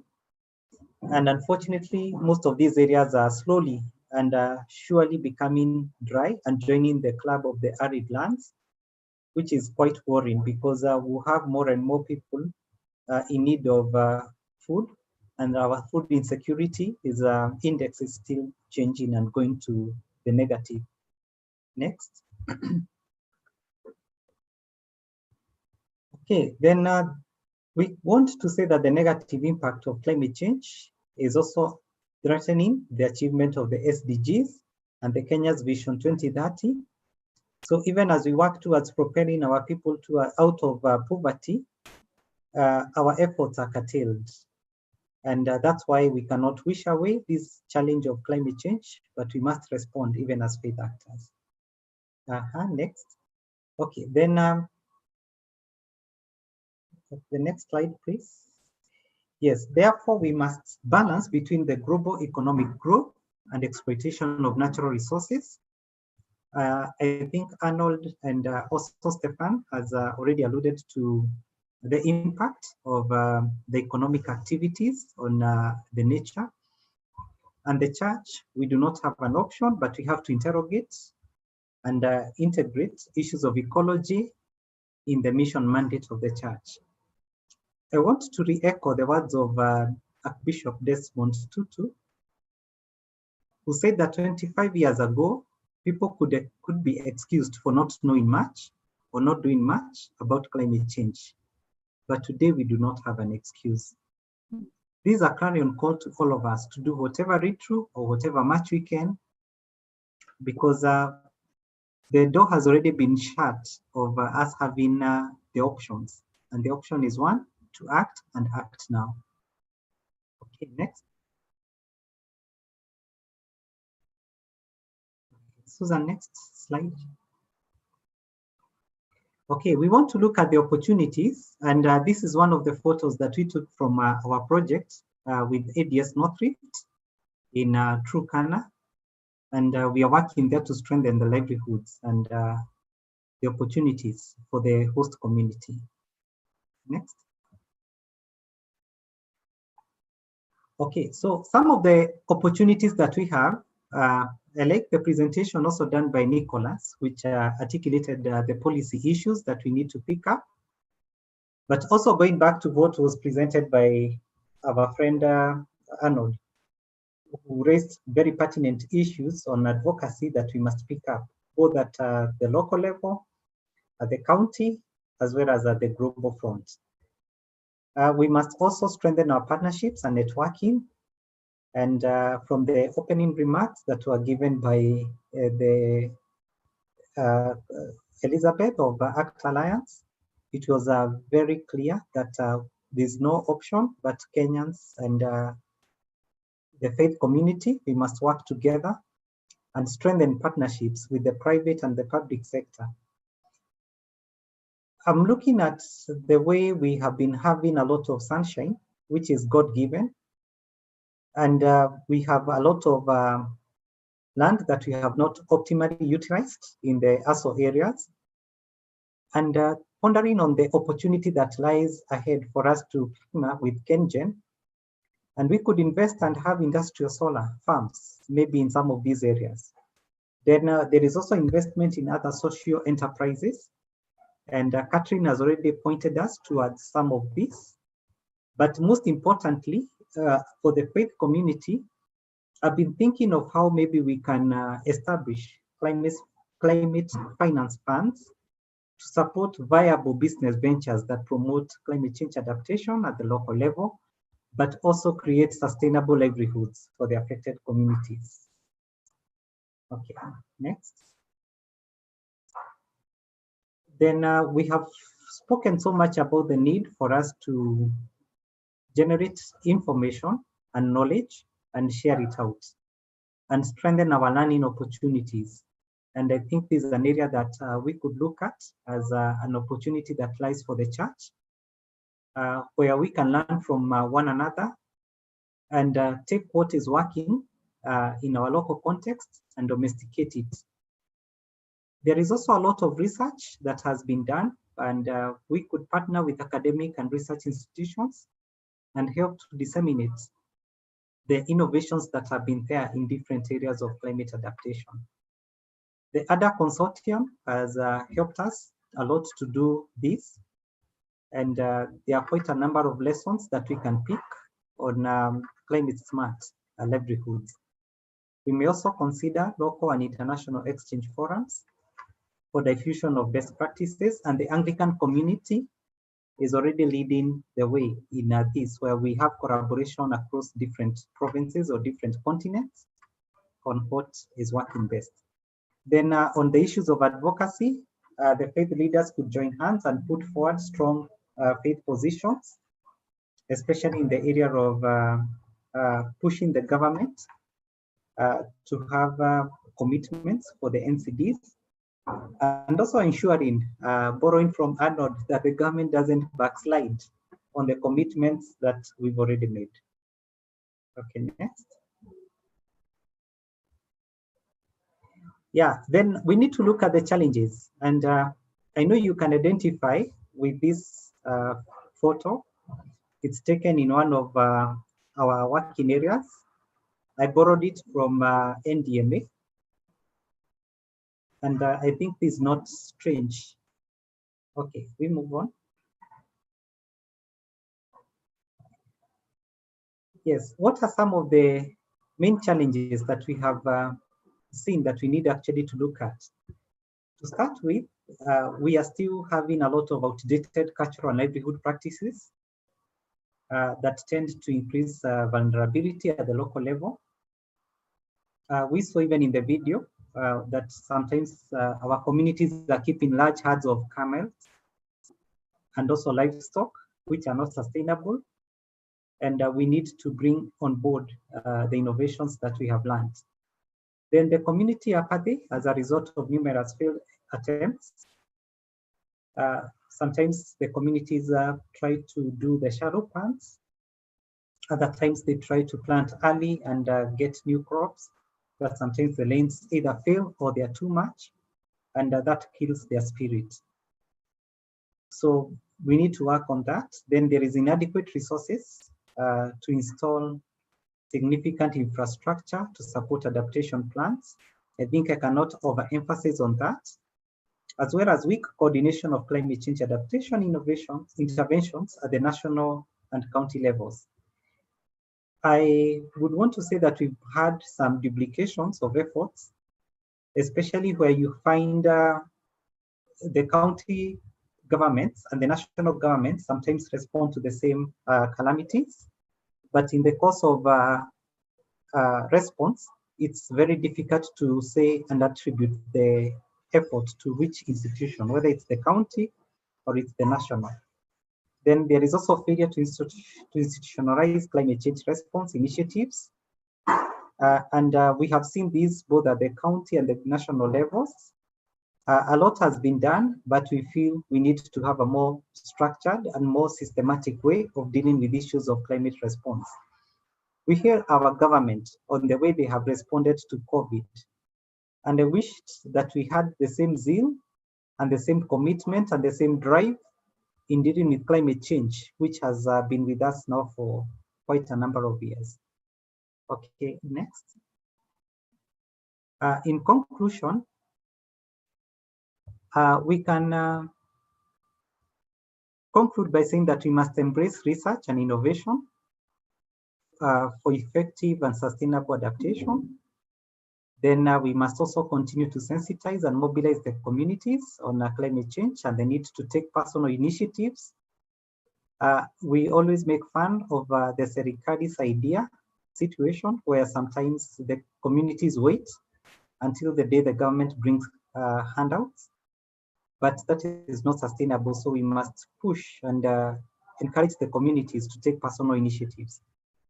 Then we must continue working with the government and other development partners for predictable, transparent, and additional resources that help us to adapt.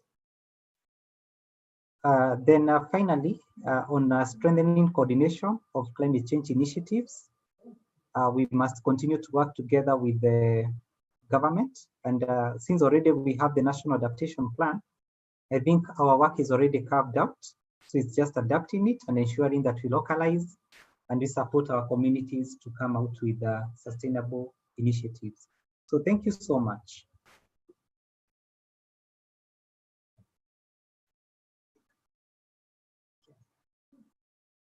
Thank you, Charles. I hope you can now hear me. Yes, we can, Sharon. We can hear you. Yeah, this is Sharon Kibor from Christian Aid. Sorry, my internet is not very strong, so I will not put up my video. I found Charles's presentation very interesting in the sense that he has gone ahead and even given us ideas of some of the things that they have done that we could learn from as the faith community. And of interest for me has been some of the things they have done with regards to knowledge and information management, in addition to the other areas that he has raised, but also some of the challenges that we could be part of a solution to, especially with regards to coordinating some of the work that climate change work that is being done. And I think the idea behind this workshop is to see how we can work together as faith actors in terms of ensuring that we are not just doing the work together, but we are also coordinating to ensure that we are not duplicating efforts and that we are supporting each other to have a greater and a deeper reach to the different groups of people that we work with. So thank you very much, Charles. And so next I will ask Nicholas to give us this another session. And this will be our last session for today. So Nicholas is going to talk just shortly about climate change governance. And if you have any questions, please, you can continue typing on the chat box, or you can write it somewhere. Then we'll have a short session for question and answer. So Nicholas, over to you. Thank you.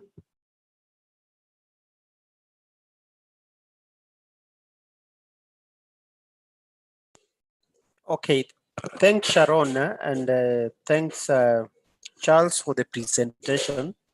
Ideally speaking, when you look at what has been presented all through, starting with the what Arnold talked about, and of course what Thomas Larentin talked about, and what I alluded to, we really touched substantially about governance, climate change governance, because when we talk about climate change governance, is more about the processes, yeah, which are involved to achieve the desired objective of low carbon climate resilient development. So what processes are these? So without really repeating what has been said before, is that these processes can take different forms. Of course, from policy, which we've already talked about, the policy landscape, which I don't want to repeat about at the global level, regional, national, and even local. Then there are also aspects that have got to do with programs and even projects. Yeah. So I think in this process also, we've seen examples of some of the programs and projects that are being implemented or are being implemented or are planned, yeah, to really bring about that desired outcome that we've described as low carbon climate resilient development. So I don't want to emphasize that. And of course, it could also about strategies that have been put in place. And the strategies in this case can be at different scales. Yeah, the strategies can be at individual household, at the community level, at organizational, institutional level, or at subnational, like the county level, national level, or even at the global level. For example, between Christian Aid and other consortium, we can say that our CCF, that is County Climate Change Fund mechanism, with our partners like ADS Eastern, that has been one of our program and projects employing certain strategies to achieve adaptation outcomes. And when we bring all this together, then we can really, in totality, talk of climate change governance, the process that works at different levels and scales towards the desired outcome or results. And the desired outcome in this case is basically low carbon climate resilient development. So in a nutshell, that's what I would really give a summing up what climate governance is all about. And basically, even our initiative now as faith communities action on climate change as we speak today, this is all in the process of aspects of climate change governance, because it falls within a certain program or strategy or project, whatever you want to call it. Thank you. Thank you very much, Nicholas. And as Nicholas has said, all the conversation we've had this morning, it's alluded to issues of climate change governance, the issues of policy, issues of structures, and offices or institutions that, you know, are mandated to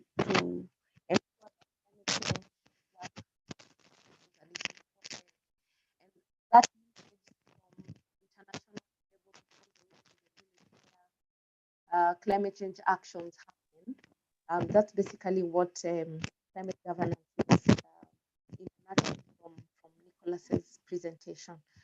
So we will now go to question and answers. And I would first want to see whether we have specific questions that have been raised on the chat. Susan, are there any specific questions raised on the chat that have not been sort of discussed or answered that we could start with? Thank you so much, Sharon. We have some positive comments. So Sharon Linda, you can go ahead Yes. and read just a few of what has been commented in the chat box. Okay, I will take us through some of the comments. It's easier to start with the last ones in. Maslin from DKH says that indeed this discussion you're having has a direct connection to the localization agenda, and we need to integrate the environmental agencies in decision making and involve stakeholders as we utilize indigenous knowledge systems in environmental conversations and ensuring commitment. Also, we have a lot of positive feedback towards the presentations that have been made by Arnold, by Stefan, by Carol. Thank you so much. There's much appreciation across board on the knowledge that has been shared here. Jeremiah Chibi says we can do hazard mapping to mitigate climate change. Yeah, there's also someone saying that they like the Green Churches initiative, and on that note, the contacts for Mwangaza Light have been shared in the chat box. There's Catherine at mwangazalight.com. And her number has also been shared, 0732 334429. And also, yes, Stefan also shared his contacts in the chat box, and he said that for those who would like to know more about conservation agriculture, he shared his email, stefan.lewis@worldrenew.net. Yes, there's also more appreciation in regards to the presentation by Stefan, by Nicholas, and by Carol. Lillian had also shared in the chat box a form for those for facilitation of ASM. That's just to add on what is on the chat box.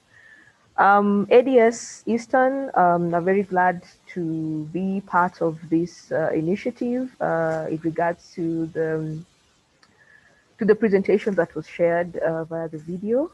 And yes, over to you, Sharon Kibor. That's what we have in the chat section.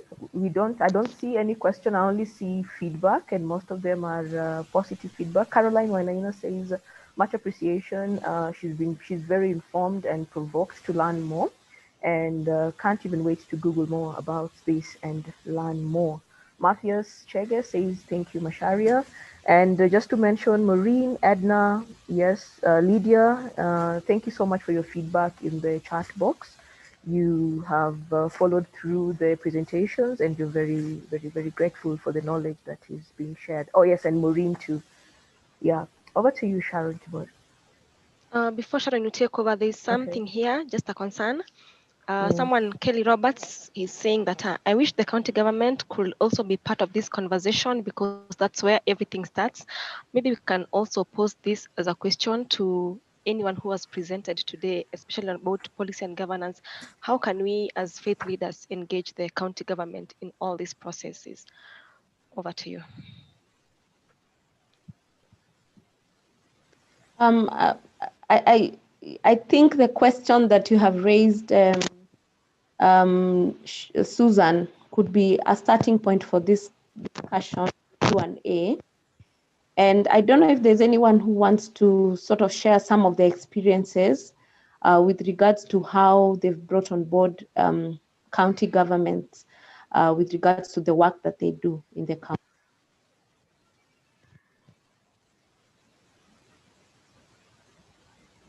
Maybe Lydia from ADS Eastern.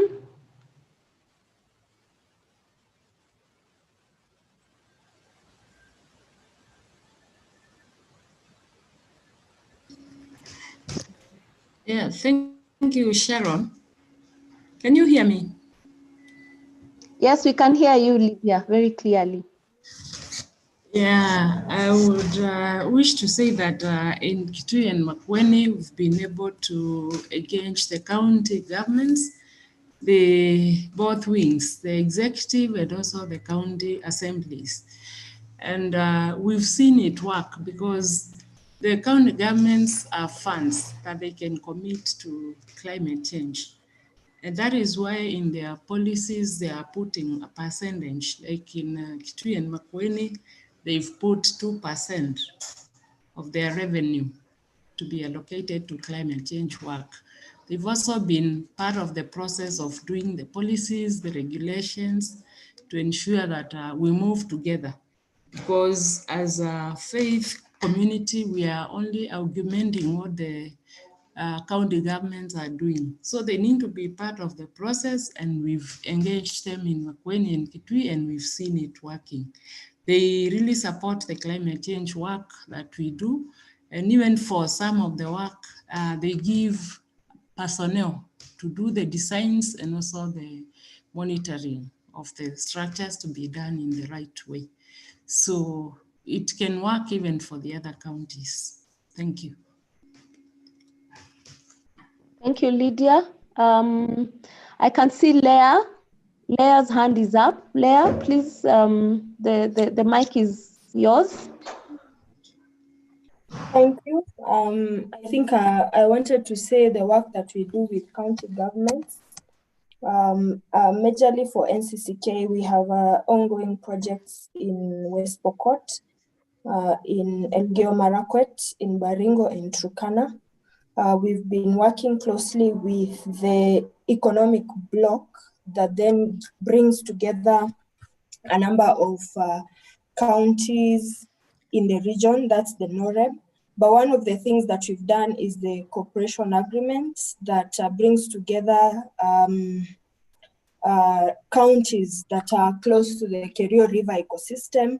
And really, it's not only around the Kerio River ecosystem, it's majorly issues around climate change.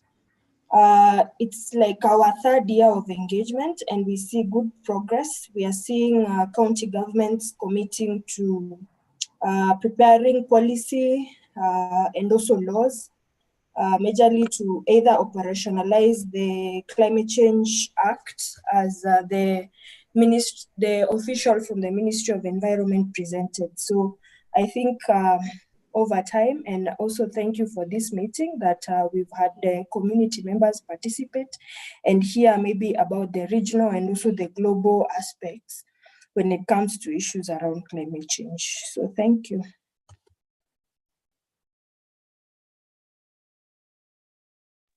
Thank you, Leah, for that. I don't know if Nicholas would want to also share our experience at Christian Aid. Nicholas.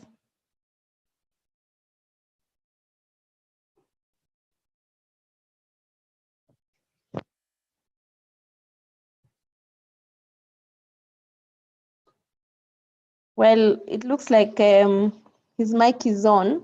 I can just share that we've also done some work with counties and also the regional bloc in the Lake region with regards to climate financing work, climate finance work, but also some climate adaptation and resilience work in Marsabit and in Samburu, with a focus on creating an enabling policy environment. So some work around development and passing of legislation that would allow for the county to prioritize climate change adaptation and also some work on sustainable energy in the community, and also linking climate change work to critical sectors and departments that are related, for example, issues of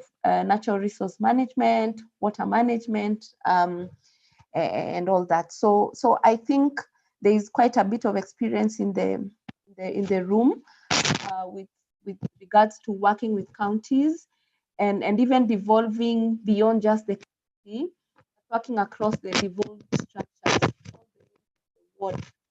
that we could check with NCCK, we could check with the DS Eastern, we could check with Christian Aid for more information. So thank you. I don't know if there's any other question that has been raised. Susan?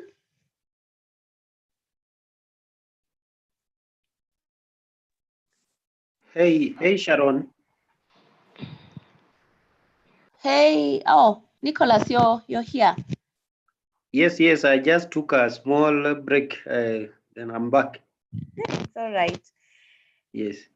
So I had asked if you could share our experience with working with counties. I sort of alluded a little bit to the LZ, but not in detail. Sharon, you are not very clear. Your connection in this place of the world is very poor. I live in a village, so can you hear me now? Yes, move closer to the mic. You are much better. Thank you.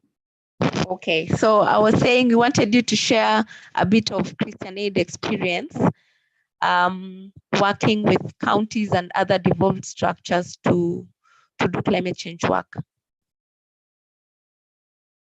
Yeah, what I would say is that our experience is that one is that there is a very big gap in terms of the link between what is happening at the national level and at the county and the community level, particularly on policy processes and implementation of programs. So that is a key thing that we need really to address, and it presents both an opportunity and a challenge. So, so we can think about really strongly of working towards linking the national climate change action processes to the county and the community, because there is a huge gap. Because when you look at the national level, development of policy framework, just as explained by, for example, Thomas Lerenten, alluded to it, and even Arnold alluded to it, you realize that at this level, things are quite well established. Even institutions are in place. Sectors have got policy frameworks. They have got even established climate change units. And some of the sectors have got even big funding from development partners or allocation from the national budget. But when you go to the counties, you find that that's not quite the case. You find that even the people who are supposed to be in charge of climate change lack even basic knowledge about climate change. So I think that is a gap and an opportunity that as faith actors, we can work towards bridging that gap or narrowing the gap for that matter. The other experience I would say is that the county governments, particularly when we have been working at that level through the CCF approach, is that they provide a very perfect opportunity in terms of linkage with communities and individual households when it comes to climate change response. So if you want to achieve deep and lasting impact, working with the county governments presents a huge opportunity to bring that desired impact on climate change actions or response at the community and individual households. So then the last thing I would really point out is that working with the communities, particularly within that broader thinking,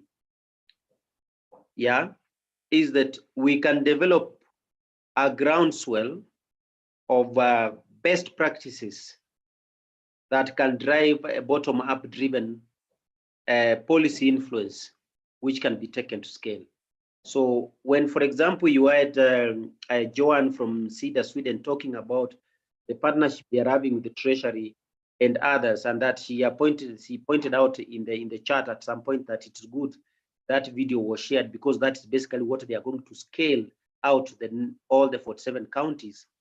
Basically, that is a case study, if I may call it so, of working with the counties, linking to communities, in terms of making climate finance support adaptation, which has really gained traction to the extent that it is going national. Thank you. Thank you very much, Nicholas. I see Arnold's hand up. Arnold, over to you. Thank you so much, Sharon and colleagues. Just a point of information around the connections between what's happening at county level versus what's happening at national level. I guess for us, and I think probably this needs to be an action point going forward as an outcome of these conversations, is how who are we going to strategically engage? Sort of a mapping sort of kind of exercise, especially when it concerns the county governments. I guess we could suggest an engagement, a bilateral engagement with Council of Governors. A specific, I know there are committees there. I don't know who's the current chair now, but there's a specific committee that deals with environment and agriculture. And I sort of understand there was a plan that was being supported by UNDP to develop, sort of an agreement on how they're going to deal with issues of environment and resilience at county level. So for us, we could, as faith entity, we could put it upon ourselves to engage with that particular body, so that we get inroads in specific in terms of how counties are doing their work, for us to be more structured, which is great. Then just number two is already there are huge projects going on in the country. One is for those who are very keen on public policy issues and following budget and government processes. Actually, in this year's budget, the government allocated 100 million for climate change work. So I guess also an opportunity to reach out to Treasury and trying to know at what level are they going to implement this thing, what's the role of faith-based organizations and civil society at large. There's also another huge project, almost 680 million, if I can remember very well, under Treasury still, financing locally led climate action program, which is what we are talking here. And they have a whole team, they have whole budget. This is a World Bank funded project. And usually how government does this thing is if it's government to government or they get money from those MDBs, they run the show and they only involved you at the tail end.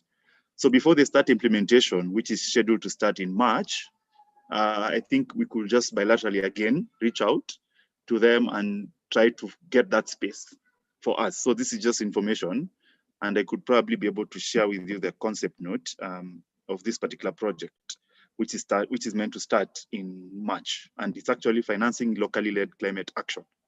We pride ourselves in grassroots mobilization and engaging communities. So if these projects are happening at national level, and we have members, NCCK, ADS, Eastern, Western, Nyanza, and the likes, and you're not engaging in this, then you're missing out. So this is just information, and yeah, we could be able to, strategically map out who in government, as much as the Ministry of Environment is in charge, you realize most of the financing comes in through the Treasury, and Treasury is actually a big player now in issues of climate change and disaster risk reduction. I need to have a deliberate engagement with them. Thank you. Thank you very much, Arnold, for giving us up-to-date information with regards to some of the ongoing processes that we could plug into.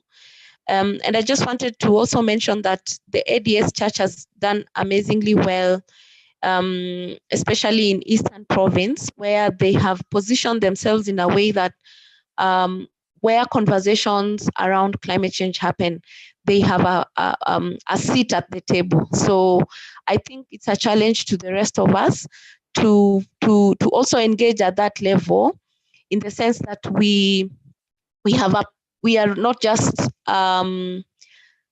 implementing, but we are also involved in discussions and conversations about climate change policies and action at that level, and create, be visible enough that the county would see the importance of having us as faith actors sitting in some of those platforms and influencing how decisions are made. Because sometimes the funding comes through government and it goes to the counties, and that's where we could have an opportunity to influence some of these things. So thank you, Arnold. I don't know if we have any other question, because if we don't, we are already at 35 minutes past noon. And Susan, I'm coming back to you. Any other comment or question from the chat group. We do not have any other question. It's just a comment from Kilion. I thank all the presenters for their presentations. I'm much excited and challenged as far as the green economy and climate change is concerned. It is encouraging to see local communities involved in climate change. Scaling up the conversations to county governments is key. Thank you. Yep, I don't see any other question or comment. Okay, thank you everyone. It's been a very interesting conversation, an opportunity to hear from our colleagues and the people that we collaborate with. So I'd like to hand over to Sharon Linda, who is going to sort of wrap up and give us the next steps with regards to tomorrow. So over to you, Sharon. Oh, good afternoon, everyone. First of all, I'd like to say thank you so much. I'm so grateful that we have spent this time, we have learned, we have shared knowledge, and yes, for your patience from the time when we started off, and we are here. Thank you so much to the presenters who gave the initial remarks from ACT Alliance, from Ministry of Environment, from CEDA, from the Interreligious Council. We have learned, and the insightful contributions from Arnold, from the global and regional perspective, and for Nicholas for giving us, the climate change response governance in Kenya. And also to the panelists, indeed, we have learned from you, and we thank you even for availing yourself even for further deliberations and further consultations and sharing your contacts. Now, just what Arnold has just talked about, lastly, in the last minutes right now, he's talked about the opportunities that we can explore, especially with the Council of Governors, and how it can feed into us who work with at the grassroots levels. Now, that brings me to what we are going to discuss tomorrow. Tomorrow, we're going to have a presentation from Christian Aid on movement building and social action in Kenya and Africa. And Arnold will still continue this conversation and give us a presentation on climate financing opportunities. I would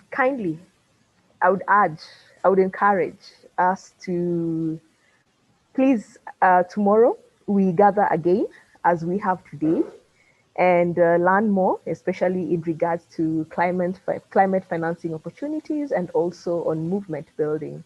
Also, just to give you a glimpse of what we will have tomorrow, we would also go into breakaway sessions on some thematic areas in terms of sustainable energy and policy work, and also on adaptation and resilience building. So mine is just to encourage us to come back again tomorrow. We start at 9 a.m. The logins, and I thank us for being punctual today, and we came in good time, and I just encourage us to come again tomorrow, same time, 9 a.m. and log in, and we learn together and explore how we can work towards the intended objectives and outcomes of this workshop as we move forward as the faith community. At this point, I will hand over back to Lillian and Charles. Great. Thank you so much, Sharon and Susan, for that, for taking us through those sessions. We have really appreciate how you've kept us involved in the chat. Usually we forget what is written there, and some very interesting ideas and views are displayed there, and we don't get to know. So, and you've really pulled our attention to that chat. Remember, there are very many links that have been shared there. What is happening, the conversations around the UNFFC, and a lot of things there. So catch up, get to read about what is happening around the climate change agenda and arena. So without much further ado, I want us to close this session with a word of prayer. I would like to call on Reverend Daniel Sawe, to just close us up with a word of prayer. Karibu sana, Daniel.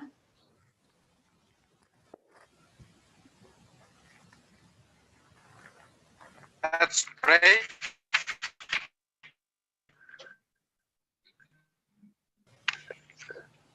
For the day, thank you for the good work that we have done today. We really appreciate your care.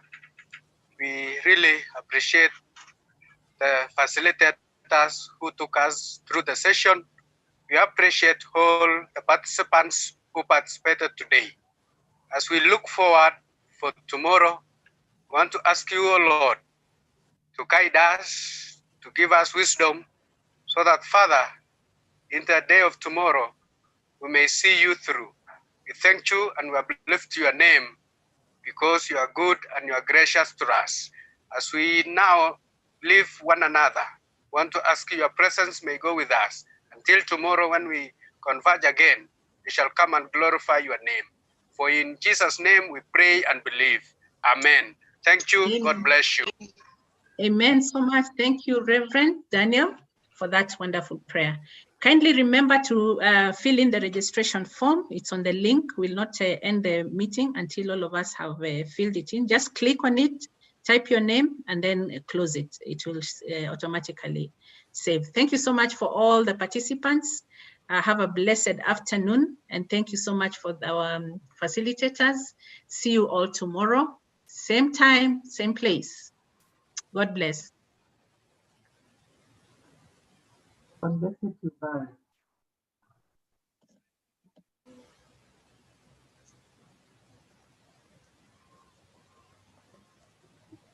You're free to leave at your own pleasure, or some people say at your own pressure. You can just left.